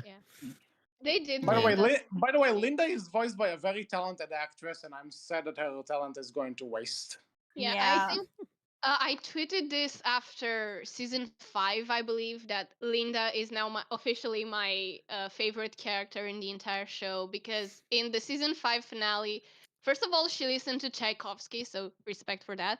But second of all, I realized that she's the only character in the entire show that I'm not supposed to take seriously, so I can just laugh at her stupidity. Yeah, And she's kind of now done I'm that from the beginning. now I'm like, I cannot even do that anymore. Like, what are they doing with her? Why is she following Sled Bitch? What? Why? Like, is she her sidekick? And then they brought the other guy, Pete, to replace Linda as the comedic relief worker at Icarus. And I'm like, Oh yeah, he just randomly appeared everywhere, really. and he's voiced by the same actor as D'Angelo's dad, so they clearly didn't plan him. I have not noticed that yet. Yeah, wow. I have not noticed that yet. So honestly, though, episode 6, despite some good, I kind of found it underwhelming on the end of the day. Because I guess because of the twist that Alex does end up being a goodie. So, Oh, it'd be so fun if they just kept it for like an yeah. episode till the next episode where they just find the big dragon and Alex is like, oh fuck. It's like Yeah, I would say That it's would on be the fun. lower end of the spectrum when it comes to Alex-centric episodes. I mean, just her being in it, it's for me, probably Already the most above the bearable bar. of the entire season. Yeah. Yeah. Also, I just really relate to her because the entire beginning is her being a classic introvert where everyone needs her for shit and she just wants to be alone and she's like going everywhere to try to get away from them and And they it all also works confront her. And it also works in the meta sense because you want nothing to do with these assholes, but then yet they force themselves into your lives. Yeah, Hey. and there is during that initial That's confrontation. relatable. Yeah. Mm. During that initial Eugene- confrontation, whenever all the characters are confronting her, like, we just asked for your help for stuff. Why are you being so, like this? And there's a moment where June says, "Come on, Alex, you're being dramatic." And there, I swear to God, I was Yes. sitting there like, you know what? I might be able to laugh off you abusing Tom and treating him like shit, but June, I swear to God, if you treat Alex like a bitch, I will end your life. I don't care. I will not tolerate you treating Alex like this. Even I was sitting there and my reaction was like, you're not the person who should be saying that ever. Yeah. Ever. Yeah. Literally, yes. The whole conflict, like they could have just dropped Alex's tablet somewhere and it cracked the screen. But no, you had Feathers and Thunder play tug of war in the air with the tablet. Like, what the fuck? And Thunder fries it, and I guess it's fixable, which, by the way, I'm pretty sure that's No, not it true. isn't. Yeah, I Also, did Eugene also was say, shirtless in that entire scene. What? Yes, Why? this was the episode where we got shirtless Eugene. Not just Oh, shirtless, yeah. like basically naked, like Yeah. butt-ass naked Eugene for Yeah. most of it. Yeah. Oh man. Not He here. was. Why the fuck did Alex just smack Eugene's chest? I When did did also she do write that? I don't down. remember. Yeah, she did. She like when she was arguing with everyone, she was like, "Tom, you fuck off. June, you fuck off. D'Angelo, you fuck off." And then for Eugene, she like touched his chest, and I was like, "What? Why? Oh, dude, Why we're gonna would you get animate that?" we're He gonna was. get an I mean, Alex Eugene ship. I if think he that's what's wasn't happening. shirtless, I wouldn't probably mind would it, have but been. also I hope not. Yeah, yeah. If Yeah. he wasn't shirtless, I probably wouldn't have noticed it or minded it. But he was shirtless, and I'm like, why? Why would you animate that? What the fuck? So Also, before we I have another were note. I have a couple of notes here. Just to get through them real quick. They're not much. I said I love it when Alex fucks shit up. Mm-hmm. Yeah. Agreed. And at some point, this was before I finished the episode, so I was writing the notes as I was watching, and I was like, "Is Buzzsaw crushing on Alex? Where the fuck is this show even going?" Oh, absolutely. Because I there feel that was he a was moment. crushing on her. I just think that he was a finally met moment. one of the writers, which I will say because it's Alex, and he Yeah. was like, they're both equally cynical, I feel. So he Yeah. was probably just relating to her a lot. Yeah. There was a moment where he made Hard Eyes the same way Snotlout did to Thor Bonecrusher. Like it was the same animation. I don't know how to explain that, and I was like, what the fuck is this maniac crashing on the 16-year-old? Where is this show even going? Well, Why I is mean, this thing? at that point, To they hell. both wanted Thunder dead. So you know. Yeah, and the last note I have. So at the end of the episode, when Buzzsaw tells that bitch about the book, she reveals that she took pictures of it. And I'm like, holy shit, I fucking called that in my season 6 document because during the poison control episode, I was like, why doesn't Tom or anyone else just take pictures of the book to still have the information? Like, hold on, let me just search for I think that. I said that in my season 5 review, and yeah, Sled Bitch actually did it. I love how that's the smartest thing she's done too. Yeah, I Oof. said why is Sled Bitch smarter than all of the kids combined? Well, I mean, next time she's just gonna throw her phone on the floor and expect it to explode. So don't say too early. You know. Yeah, but I was like, what the fuck? I literally called this last season in my 46 pages document.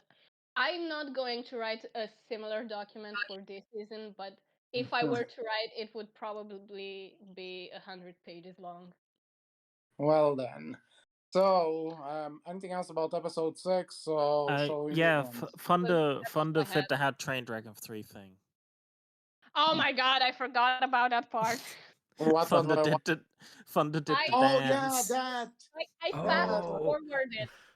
When that was on the screen, I was just 10 seconds, 10 seconds, 10 seconds until it was over. Just so I wouldn't have to watch that. That was so fucking random. I And for loved it. what It reason? was so stupid. It was so. I stupid. loved it. It's good. I loved it. That was probably the other one of the favorite things from this episode as well. Other I than love how how the it's show's highlights- just turning Thunder into a meme. Like, Toothless was a badass in the original shows and movies, but Thunder is just meme to hell and back. it's probably the only Yeah. thing that's gonna make people like him though is him being a meme, right? Yeah. I think Mhm.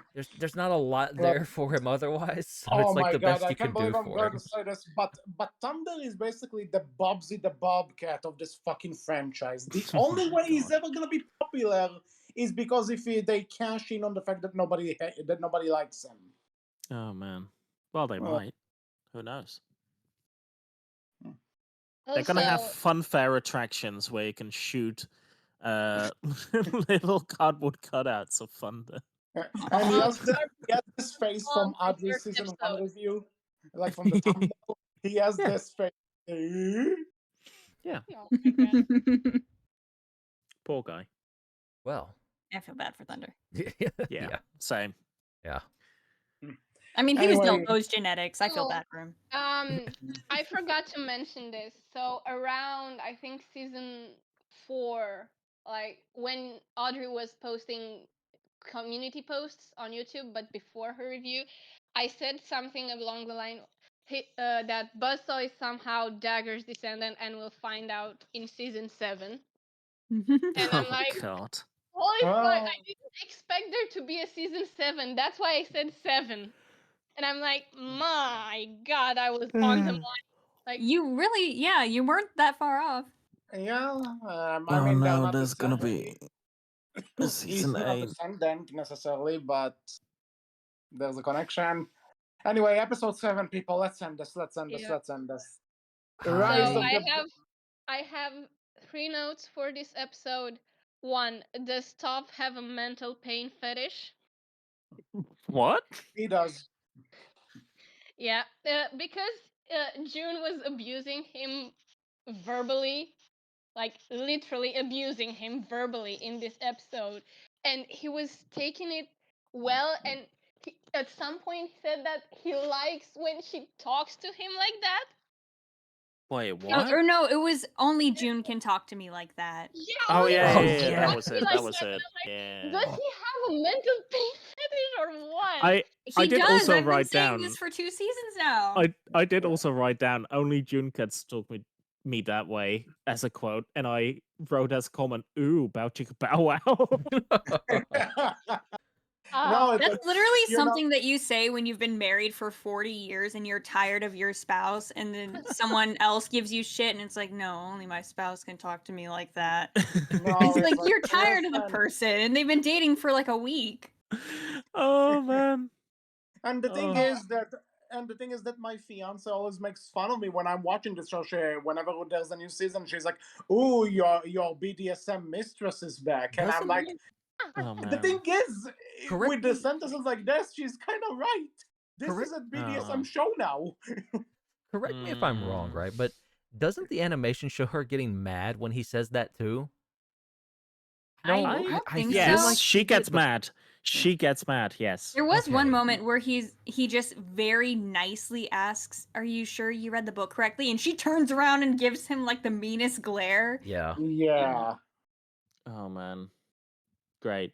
Anyway, can we talk about a giant eel dragon being the apex predator of all? Can we Well, talk we also about the have- fact Before that that, you know, because we're we were supposed to talking about believe- that argument. 1 second. Okay, go We ahead. were talking about the argument. I just want to say when D'Angelo snaps and calls everyone on their Oh bullshit, yeah. that's my favorite scene in this Yeah. entire show. Like, I just clapped for 5 minutes after he said that. No, I my- paused the episode and just clapped. my note is literally just D'Angelo is right. There's no other way Yeah. to say it. He nails it. He nails everything on the head. He gets it so well, and I feel like, in a way, this was supposed to be because I think it was in season 5 when I said that it feels like the writers are starting to become a bit self-aware about the show in a lot of ways. This is like the proof. Like they know all the problems we have with these characters. They know our problems with this show, and they just chose D'Angelo to yell at all at us. That's like, hey, we see you, but we're never gonna do anything to fix your problems with the show. But we see you. And Yeah, then it was just shrugged off. and then we basically. also that, but we do get like a really good line from Eugene later. It's like Yes, exactly. I was about to like bring right that after up. that, it's him saying it's like I thought I was a part of something big and better than like that. I was finally No, belonging. it or was something like like Tom walked up to him because it was at the point Yeah. where they were all yelling at each other and said, "What have you ever done wrong, Eugene?" And he said, "I believed in us." And I Yes, like that was it. actually sat back and I was like, I was "That is like, the most profound thing this show has ever said." that was raw, and it was like, Yeah. damn. It's like, one, Eugene, you can do better than this, but two, damn. It's like, all right, I'm here for you, man. Damn. Yeah, like for some reason, Eugene is the one that says everything, that for the most part says what needs to be said. But Yeah. then, Yeah. Somehow. But at the same time, this I applaud literally and metaphorically. I applaud the show for D'Angelo's speech. no, Like it was good. this, Both of them were really this good. is my favorite scene in the entire show. Thank you, Nine Realms. Better than Winston changing his races. Sorry, Audrey. No, But it's fine. this You know is just something. I Oh shit! felt Now that so I'm satisfied sorry, after Tauriel, listening. I'm sorry, but now that you mentioned that, the only thing which would have made it better is if D'Angelo changed ethnicities in this moment. That would be great. Oh, Oh, my God. Sadly, we they can probably only only dream. have one model of D'Angelo. Actually, isn't that something you can do in Photoshop? I'm not Uh, gonna Mm-mm. put myself in the same That's position as the no, I'm not. showrunners. No. I don't know. I am not a. I don't really know Photoshop, but not touching that. No, yeah, I was no about to way. say, even if so, I'm not sure if I want to. Oh, Yeah. no. That seems a little bit But Like, with listen, because that means we made a conscious decision. It's funnier when when an animation studio does it by Oh, mistake. Or did they? yeah. But Mhm. the point is, with all At Angela's this of speech point, was it's great, but the thing is, I felt like it was really lacking in self-awareness because, yeah, these characters are awful, but they're going to remain awful because this is the Nine Realms, and nothing that you guys say ever gets solidified and remains. It just reverts back to how the characters act all the time, except and for it's so them liking frustrating. each other. Oh my Except for that, God. unfortunately. Yeah, But but just the satisfaction that I felt as he was saying what no, it was all true. It everyone. was all very true. And the funny thing about it for me is it's like, oh, this red dragon sight, it's messing with our serotonin levels and making us angry. And I'm like, I think it's just a truth serum, and y'all have felt this way for a long time. Yeah. And Yeah, yeah, this is I not the just wrote angry side of you. This is just you. yeah, down, damn, Is D'Angelo there dropping truth, and then my next note is that's a shame. It's just effect of some rocks. yeah. now, maybe the real treasure was the ketamine we found along the way? Oh my god. That is incredible. oh boy. Did I anyone else feel that this entire season was just the writers, like screenwriters, having a therapy session? Because Yeah. think about episode 2, where it's like, oh, our emotions are messing with the dragons. Episode 4, oh, we're all fighting. We need to split up because our emotions are getting the better of us. Episode 7, our emotions are getting the better of us in this dark realm. What are we gonna do? We're all yelling and angry at each other. And it's like, can none of you just have a normal conversation like a human being? Oh, you forget the important part. After the episode 7 one, where they The dark realm is the say writing that, room. their response then was, "Oh, let's get back together." That was the solution. Yeah. It doesn't even make sense. It feels like they're Nope. trying to do some like existential thing where it's really profound and they're finding their true friendship, but nothing is happening. There's no substance there. They're all just No, yelling because for no reason. because they And started fighting for no reason, and they're still fighting for really no reason, and they're getting back together for no real reason. It's like And no one has grown either, like you said before, right? Like they're not going to learn anything from any of this. No one's going to grow from this. Maybe if the stakes were higher and they weren't arguing about, D'Angelo, you're spending too much time in the Dragon Hospital. Alex, you're too much of a tech nerd. If they had given them actual things to be pissed off about, like, I don't know, June being a bitch, if that entire conversation was directed at June, I would applaud this show. Oh Yeah, yes. Oh, I mean, I love the Angela- fact that they called her out for being like so stuck up about the mythology stuff, but it's like nothing's gonna change with hers, but she deserves it Nothing's at gonna least. change, and also that on a list of Well- things wrong with June, that is at the very bottom. Yeah. Yeah, That the is thing like is, I feel like 100. I feel like the criticism of Alex being a tech nerd and June being into mythology is just like, well, yeah, that's their passion. So what? Like that's not their that's not their flaws. You need Mhm. to have more stuff like I made fun of it at the time, but I think it was season 2 whenever D'Angelo and Tom were getting in an argument and D'Angelo said some wild shit like this it's not my fault Yeah, your I dad left you or yeah, something. yeah. If they had done some Mm. more dramatic stuff Mm. and stuff personal to each individual characters, then there would actually be tension there. But they're just saying stuff about the characters that has been a fact since the very first episode of this series, and it's not profound and no one cares. And Yeah. even beyond that, right? It's stuff that they, the writers, have wrote up, right? It's stuff they, the writers, have brought to the surface, and it's like, yeah, but this is stuff you've written, and you're calling yourself out for the stuff you've written, and it's not enjoyable because you've not wrote anything that's actually enjoyable. So you're just saying the thing that the audience has possibly been saying since moment one that you've not been saying anything. It's Exactly. It's a speech Yeah. designed from the ground up to make you, the audience member, not the characters, right, feel it.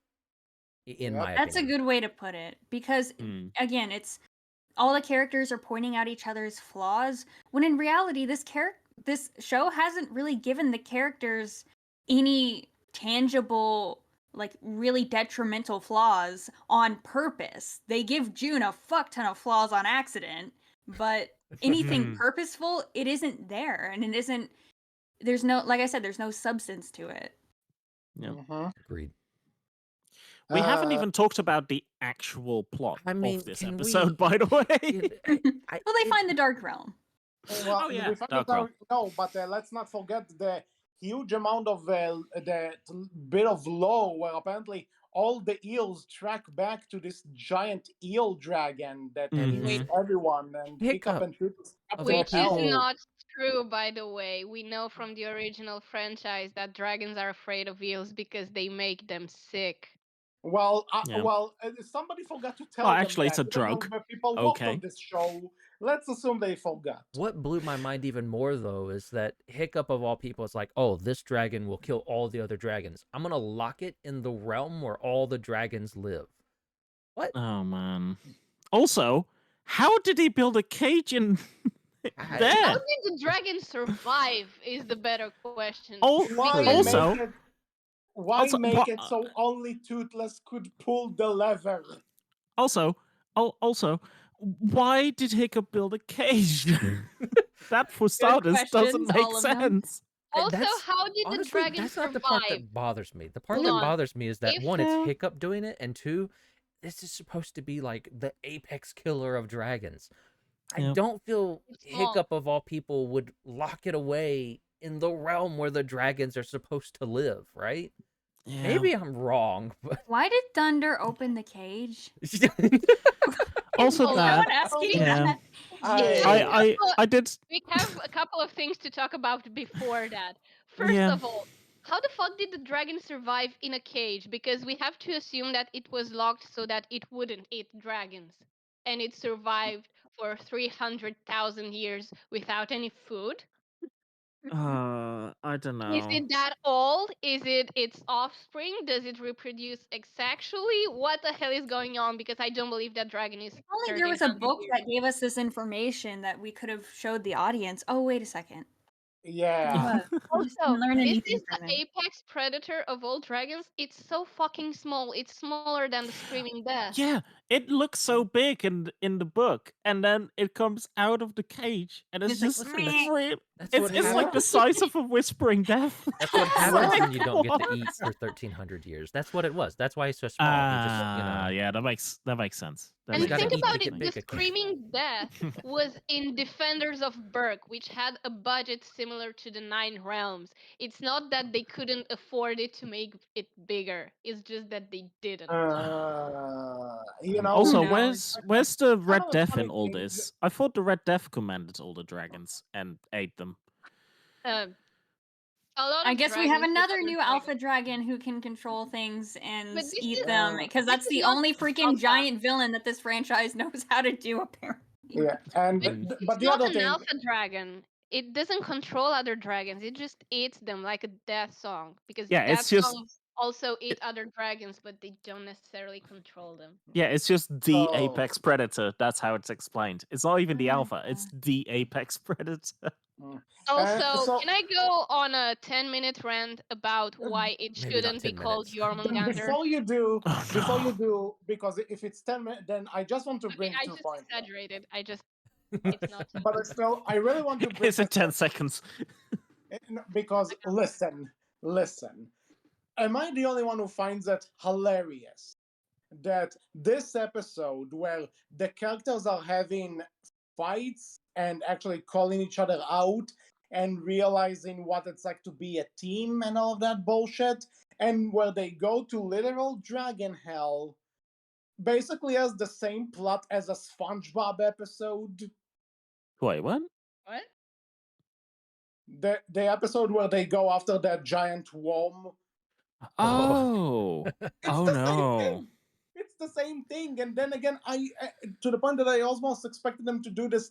This is not the worm. What? This is not the worm. It's just its tongue. I was sure they were gonna do this with the actual dragon, but no. Oh, That's that would the. have been so good.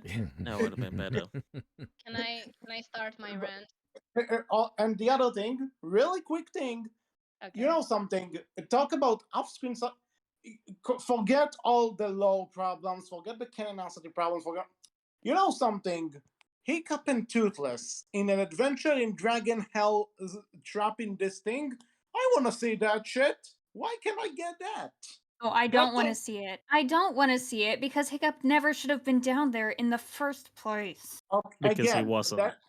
like I said, ignore Lauren Cannon. If we need to do this dumb thing where How to Train a Dragon should continue for some reason, you know what? At least I would be interested in that and not this bullshit teen drama. Oh, You know what? man. I have a better question. Hiccup Yeah. killed dragons for protection. Why didn't he kill this motherfucker? Why Right? did he lock it up? That's my I question. suppose Like, we so. killed the Red Oh, Death. Why? yeah, Why no, was? And people again, it's do. you locked it up, and like you locked it up in the Nine Realms where all the dragons are supposed to be living, and this supposedly kills. Like, that's the thing that makes me go. It's like maybe I read Hiccup wrong somewhere along the lines. No, No, no, no, no. I can't hold But Yeah, I it I think don't so. anymore. think that's Why what are he they would butchering do. Hiccup's story like this? It pisses me off to no, No, end. no. After Toothless left, he just went on a psychotic rampage in the Actually, hidden world.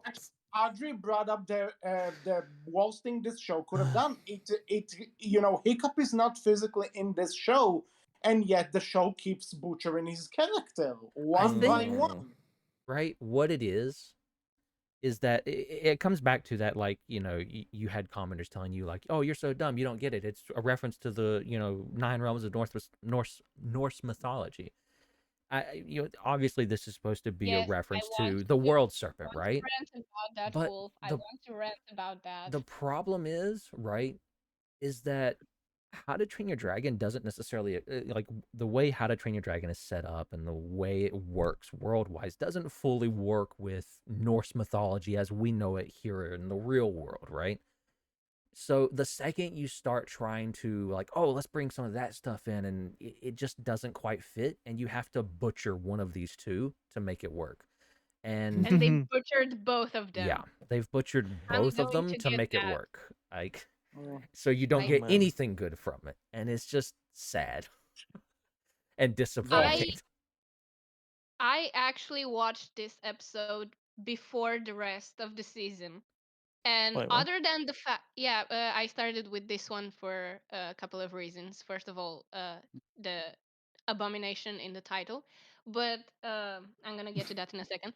I just want to say that even though I watched the last episode of the season before the rest of the season, I felt like I missed absolutely nothing. Hey, Which is the fair. worst thing, honestly. Yeah, so I watched all seasons up until now in chronological order from first to last. I didn't skip anything, not even Snowcano, not even Hearts of Heroes or what it was called, the Tom June episode. But this time I wanted to see for myself if they're going to butcher Norse mythology before watching the rest of the season. And my God, did they do it! I'm going to send a really quick video for you, which is without sound, so you can play it. But at some point, June, or I don't know, I think June, says that, oh, Loki sent his daughter Hel to Hell to lock her away from the rest of the world. If you Google who locked Hell in Norse mythology on Google, the first things that shows up is Odin did.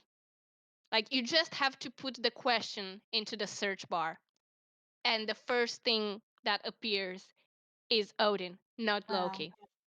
Man. Loki, for those of you who don't know, is Hel's father, not Hela. Hela is from Marvel. Hel's father, and he had her, Jormungandr, and Fenrir in secret because Jormungandr is a snake and Fenrir is a wolf. Yeah. Don't mind the logistics. It's mythology. Zeus Yeah. things.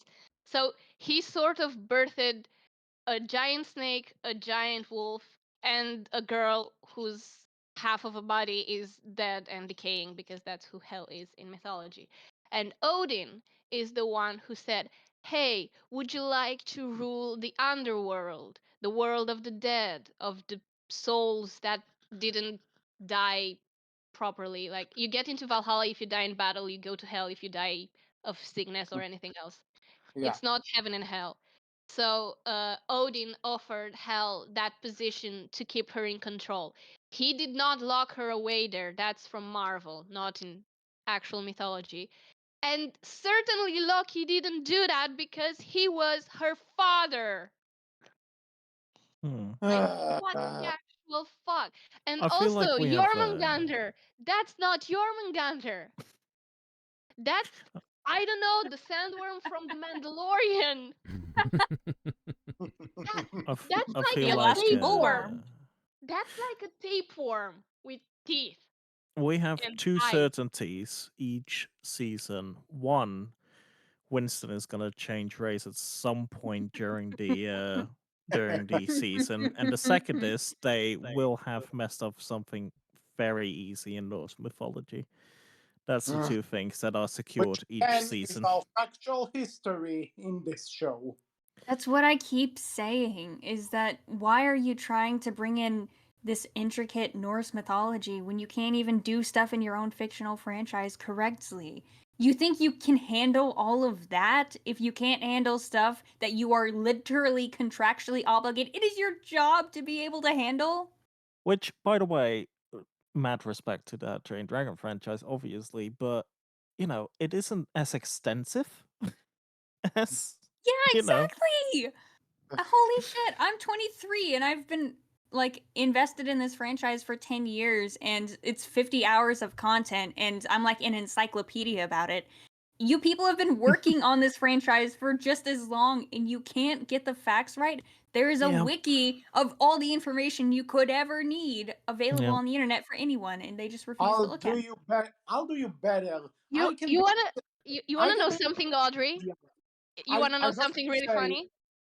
Hold on. I just want to say, in addition to that, I can be an entire encyclopedia on a franchise that ran for 32 years, which is more time than I've been on this earth.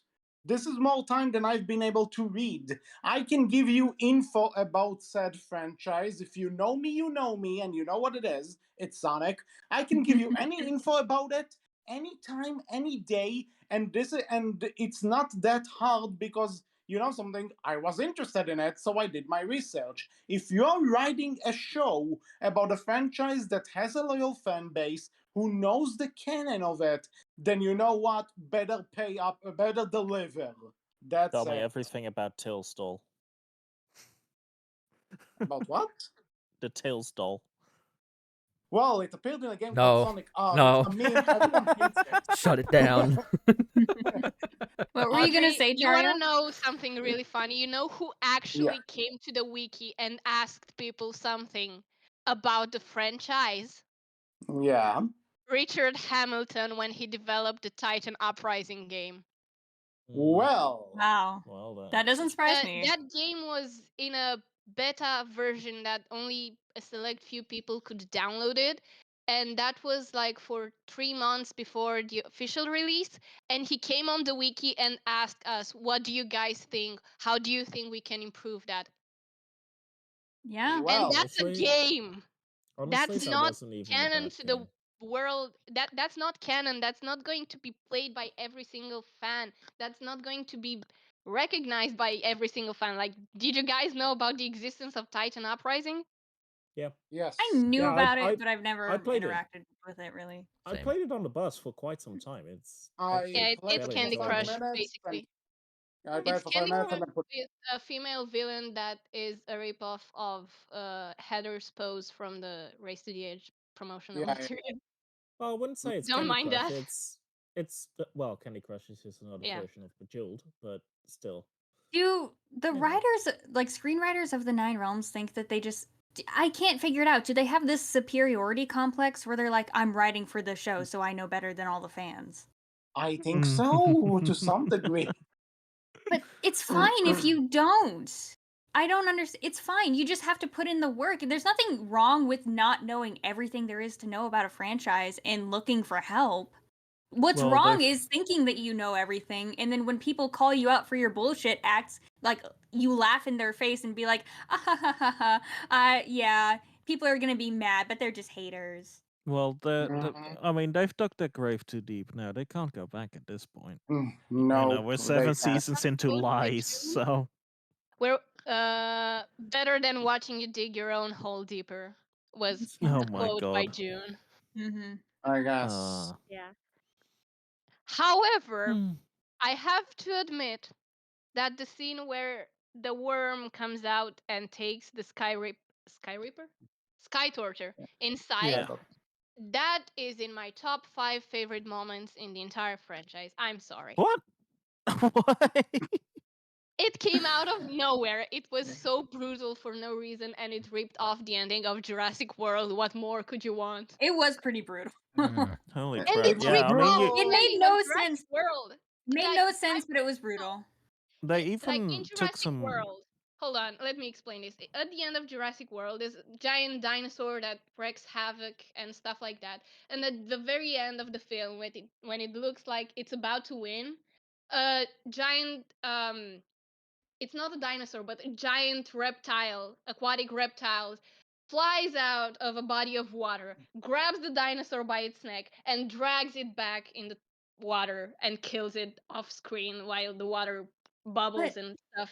wait, And the Sky they Torture rip didn't off. die though, did it? Yeah, did Yeah, you thought you it hear could did. definitely hear some bone No. crushing and Yeah. everything. No, but wait. Wasn't there a line where someone said, "What about the Sky Torture?" Eugene, do you think he's smart enough to realize that? Yeah, But why would they then- put that? Why would they put that line That is there, weird though? though, yeah, because that Because sounded he's like they Eugene. killed it to me, but It- like that is weird that they would put that line in because I feel Why? I don't think I know that Eugene can be silly sometimes. but he's Believe not me, I that, know. But I don't think they would intentionally put in that line because it felt like they were trying to lead people in a certain direction that it might still be alive. No, there was definitely a lot of Depends why it sound would lead you design alive. around bone Like, cracking and yeah, flesh splitting. yeah, I so- definitely agree. It It definitely was the sound design they it's did like there, it the definitely Death sounded like it Grippers. died.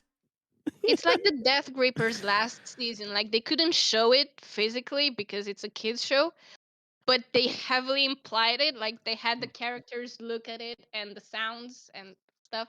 And why would Jormungandr leave the Sky Torture alive? I mean, he Well, I'm hasn't just eaten in saying that 1400 years, you know? I'm It's just saying more that the than- existence of that line throws me off. Otherwise, I would Fair. 100% No, agree. fair. Absolutely But fair. we are It's also the nine overlooking one realm. thing, which is that's true. We are also overlooking one thing, which the question has still not been answered. Why did Thunder open the gate? Yeah, Oh, To save well, Tom. yeah. Oh my god, we said it at the same time. Well, okay, I have a better question for you. Why stupid, didn't though. he? Oh no, I agree. No, I have a better question. Why didn't he close the gate again when he got the sky torch? yeah. Because That's he the better couldn't. question. True. If he's smart enough could to have open at it, he's least like, yeah, they went tried. back into the cage. You could have just, all right, close it now, and problem solved. Yeah. But no. And then just looks, then just Uh, look smugly at Buzzsaw and be like, eh. Caught him. by the I way, love how this season finale had like not even a regular plot, because there really isn't a conflict for the most of it, besides they go to the Dark Realm and they bitch at each other for like 10 minutes, and then they find Really, and Norman really Connor, the or fact whatever his that- name is, and then he escapes, and that's just the end of the season. It didn't even feel like a season finale. Dude, No, and that's the- imagine. you could argue that this is the biggest, this is the quote unquote, quote unquote biggest cliffhanger we had so far. And I'm just like, well, guess we're waiting for another season. Like, I'm not like, I mean, no, I'm not Okay. like, oh God, what's going on? I'm just like, whatever. Thank God it's over. I am Yeah, They're convinced going God to it's over. that keep another month. I'm You convinced that just the know next it. They're going season, the next keep another season is one. gonna be the last, probably. no. No, This I is think like so. this is no, think this is like they're going to have 9 seasons to mirror the 9 no, realms. but they only have one realm left. Yeah. Well, we just won't see it There next are season. so many things that they haven't resolved, though. Do you think they care? You know No. what? True. Fair. You know what? I am going to forgive the 9 realms for everything if Jormungandr it's either Buzzsaw, Sled Bitch, or both. Mhm. Only I'll way tell I'll you- forgive them That for would be pretty anything awesome. is If Tom I'm and June not- breakup. Give me a Tom and June breakup. Tom and Lord. Alex get I will together. praise you if you give me a Tom and June breakup. Yeah, I will Hey, give. I will John give a Telligan 10 out of wrote 10 Mia review. Morwing, so that was No. like kind of the Hickstrid breakup episode. So they can do it. Dude, I just watched the most devastating breakup in the history of television breakup, Audrie. They cannot do anything remotely compared to that. Also watch Good Omens, please. I will Do say, you? since we basically went over the final episode, I will Mm-hmm. say, since it's basically done, we're gonna talk about. I will say, whether or not the next season is the last one, I am just looking at this entire show. I'm seeing stuff that are happening, stuff that they built up, continue, drop, and I'm like, honestly, guys, what is even going to be the end game? What is going to be the end game of this? I don't know. I don't think I really care. But the main thing that I know is that whatever the end game is gonna be, I just know it's gonna be stupid, it's gonna be dumb, it's gonna make me angry. At this point, it's just whatever. I am watching this show for whatever. Every time the energy just goes lower and lower and lower. It's And oh, sorry. fuck this show. It's the same problem Dragon Prince has that I talked to you about, right? It just feels Yeah. aimless, and it's felt aimless for a long time. Like it Mhm. had a small aim, right, when we were trying to find Thunder's family, but we've done that now, and at this point, it's like, what mystery are we trying to solve, right? Because if the mystery is Tom's connection to the Vikings, that's not much of a mystery, at least not And we for us, also the and audience. they also answer that. Yeah, and it feels So- like And they they've also answered that not one too. actively And it pretty was searching quickly. for pointless. It was And- literally Yeah. pointless. So Yeah. and it's honestly not that big a deal. We're just adding another problem onto the laundry list of problems the show already has. But this show has felt aimless for a long time. So even if we do go on for more, again, I agree. Like, what is the point? What are we doing? It just feels like they're making it up as they go along at this point. Like Mm. like you said, they had some things that they were working towards since the beginning. I'm sure they were leading up to the whole 9 Realms thing, obviously, since it's the title of the show. But aside from that, all of the plots that they've built up individually by every season, they just kind of forget about after it happens. And where Or are they give you like, going? or they give you at best a half-hearted, it's solved-ish. And It's good I enough. mean, the one thing you could say is like Buzzsaw and Sledbitch working together, ooh, that's a big threat, but they aren't threatening. What have they really done besides mean- mine dragon sight, which apparently is dangerous for the dragons because if it's all mined out, then they won't be able to breathe, which is a whole other thing that makes no sense in and of itself. But we didn't see any of that this season. We didn't see dragons not able to breathe and their ecosystems getting fucked up. We didn't see any of the consequences of the villains. And that's another issue too, right? Like this apex predator dragon getting free wasn't even due to anything our villains did. They showed up very close to the end. This was literally our heroes unleashing this thing. You know what? Yeah. I'm just thinking, what were they planning to do when they found Jormungandr? Because they wanted to find it before Buzzsaw, sure. Because if Buzzsaw found it, he would open it. But after that, what was the plan? Like, the dragon was already locked up. What were they planning to do with He it? was gonna whisper to it. He was gonna whisper to it, love and peace, baby. No, it'll be like, okay, we're here. Bassa is not here. There's a cage here. You off to Like- Denny's? You know what? They reached the cage. They reached the cage. They realized they couldn't open it, so Buzzsaw couldn't either. Why the fuck didn't they fly away? Just leave Because Buzzsaw there because he couldn't open the door. Because Like, You know, if they had never gone there at all, this whole situation could have Yeah. been avoided. I mean, There at you the go. very least, right? If to be if you frank, let they Buzzsaw didn't. find it, then we have They a didn't reason. Oh, go know. ahead. I'll wait. Go ahead. They didn't know that the door was quote unquote unopenable. They didn't know how the Jormungandr whatever worm. I'm just going to call it a worm because Jormungandr is not a worthy name for that. Yeah. So Enough. they didn't know how the worm was locked, or I don't know if they knew it was locked in the first place. Like they were just searching for it to make sure that Buzzsaw didn't get it. That made sense. They wanted to find it before Buzzsaw to make sure that Buzzsaw couldn't control it. But when they found the cage and realized that they couldn't open the cage, there was no reason for them to stay there. What? Here's the Oh my thing, God. right? Like a more competent show, I feel, and even this is bare bones in my opinion, but a more competent show, I feel, would have said, okay, our heroes have found it. The villains aren't here yet. Our heroes leave. Our heroes fight our villains, and maybe the villains win, but now the villains can't open it. Okay, and our heroes escape. So now the villains figure out a way that, okay, so we need, quote unquote, a nightlight or a night fear or whatever to open this cage to get in.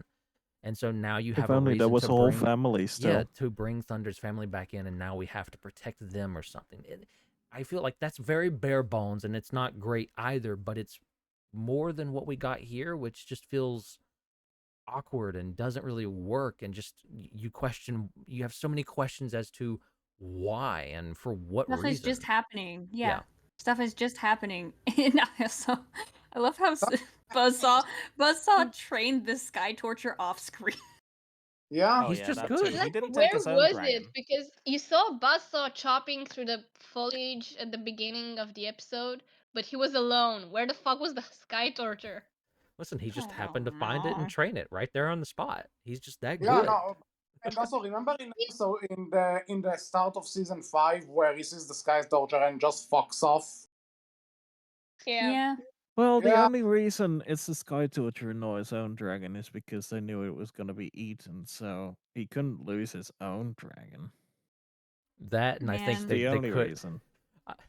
Yep. This Just- maybe Just they also. struggling to wrap my brain around how someone can put any of this on paper and think it would make a good episode or season. I'm Mm, just That is the biggest thinking, mystery. at this Money. point, Money what's knows. the point of Jormungandr at all? Like, what's the point in the story? You We have need a new three big bad, other apparently.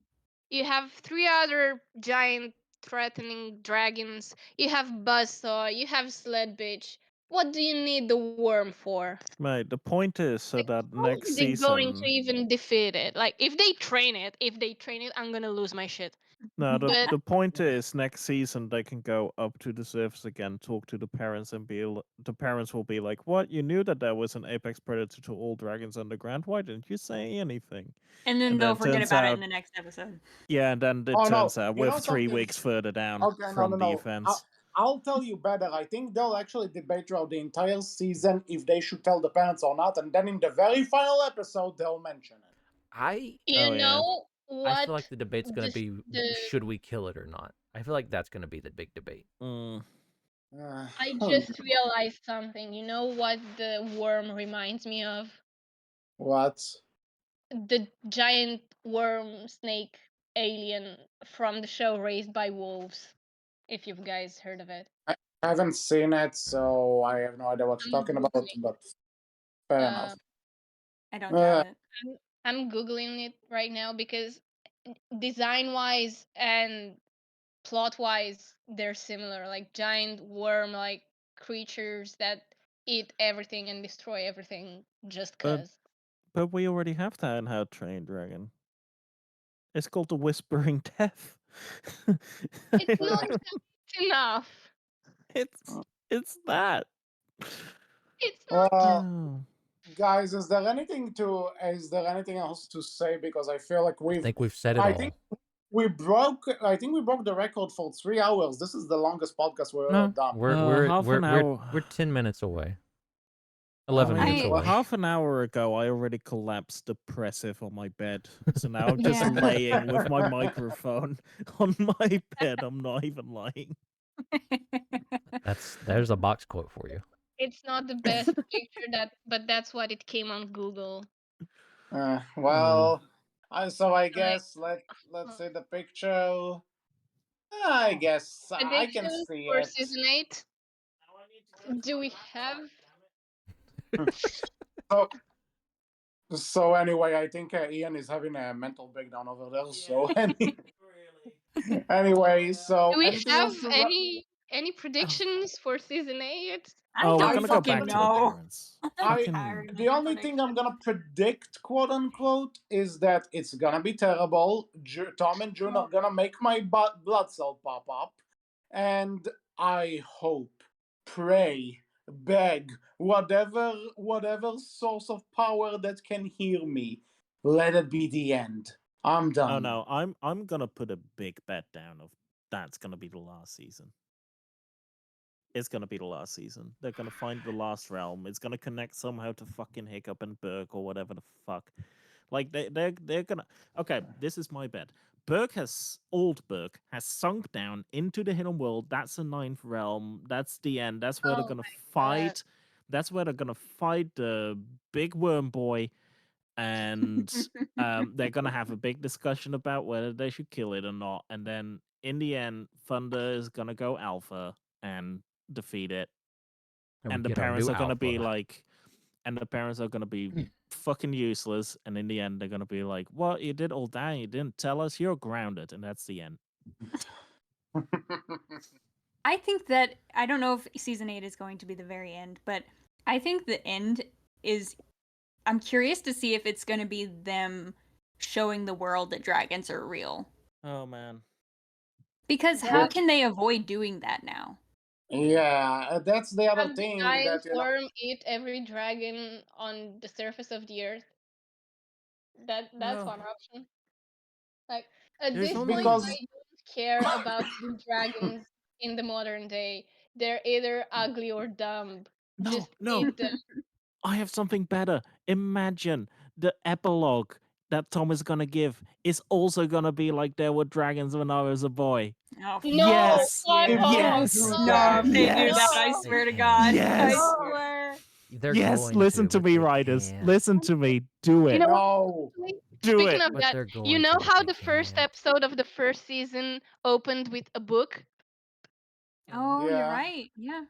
What if the last episode of the last season closed the book? What if the last episode is the asteroid destroying that fucking book? Clap, Asteroid clap, destroys clap. the world. It No, comes but back for a second round. Clap, clap. Third round. Third round. If they brought Jormungandr into the show, Jormungandr in mythology was so big that it squeezed the planet Earth to death. Oh, good. we can only hope. Yeah, we need that. We So, can only We hope. need what that. if it eats all the dragons in the hidden world, gets so big, and then just explodes the planet, and that's it? That's the end. We're done. Oh man. Okay. So if we're continuing with the tradition of just bullshit ideas, I'll tell you what. That freaking worm dragon, that's Balsa's grandfather, who lent him Wait, the what? business. Which dragon? The worm, Oh, the worm. worm Jormungandr. dragon. Okay, I see. Yeah. So this dragon We'll call him is Yorm. actually Balsa's grandfather, the one he inherited the business from, and Oh, he's dear. on the hunt for revenge for Balsa destroying the business. There you By the go. way, why are we calling it a worm? It's more like a snake. I don't If you see fucking the know what pictures it in the is. book. That's the first thing that came to my Because head. it It's looks 9 like a p.m. tapeworm. Have you seen a tapeworm under the microscope? No, No, You no. want to see a tapeworm under the No, microscope? No. I don't no, think no, I good. thank you. Okay. Oh So man. it trust me, I was passionate about biology. I went to a lot of contests.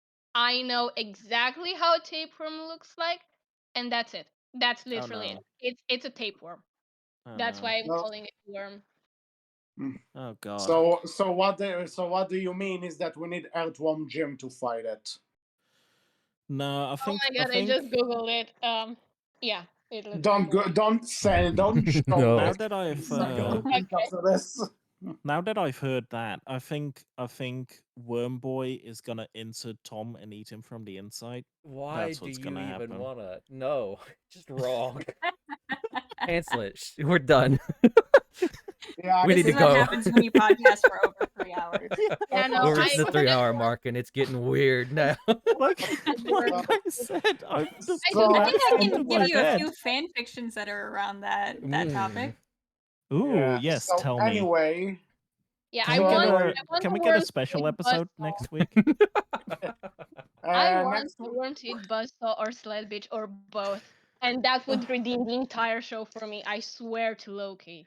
let's say man. that next week Wolf and I are talking about the finale of another show based on a DreamWorks movie that had the decency to end. But that's another story though. If you Anyway, if you ever have a slot open, can we just do an episode on Nine Realms fan fiction? That'd be I'll- Is great. there any? I'll look into Mine, doing maybe. that. I'll Hey, give Audrey's you. rewrite coming as soon as the show ends. Oh, that's Yeah. one I'll Really? read. That one will be good. yeah. But I Oh man, can't, we need Uh, to because discuss that means one there's then. peop- I mean, I know there's people who legitimately ship Tom and June, but that means there's fan fiction for it, and I don't Yeah. know. I don't think there is. I Might haven't be. researched any, but Guys, I've been trying to finish this episode 5 I times. know you have, but now I'm like, No, but now we have a new topic. yeah. Now we have Nine Realms fan fiction. Found it. Well, we'll do it. We'll do It's it. on I promise Wattpad. you, but not now. Oh You man. have a lot of on Wattpad. That's what I'm getting by googling it. Oh Yeah. yes, I see it immediately as well. there's The 22 third result. So I googled. Hold on. I googled Dragons the Nine Realms fanfiction, and the third result is Audrey's video on how to train your dragon fanfiction. Nice. Nice. Did you also discuss Nine Realms fan fiction? Because otherwise that video is not complete. Missed opportunity. All I'm gonna say, I'm not gonna say anything, but Audrey has some good stuff planned for Oh, you man. people. That's all I'm gonna say. Oh man. Coming soon. Yeah. Coming So with soon. that said, that's it for this episode of the Berkcast. We hope you enjoyed it. What did you think about season 7? What did you hate the most about season 7? What are Everything. your hopes for season 8?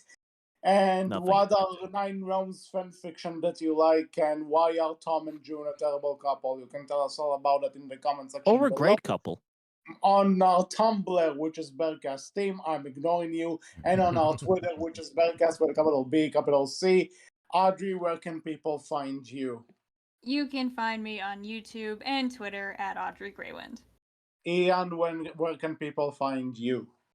Don't bother. No, he's gonna go hide. And Tauriel, where can people find you online?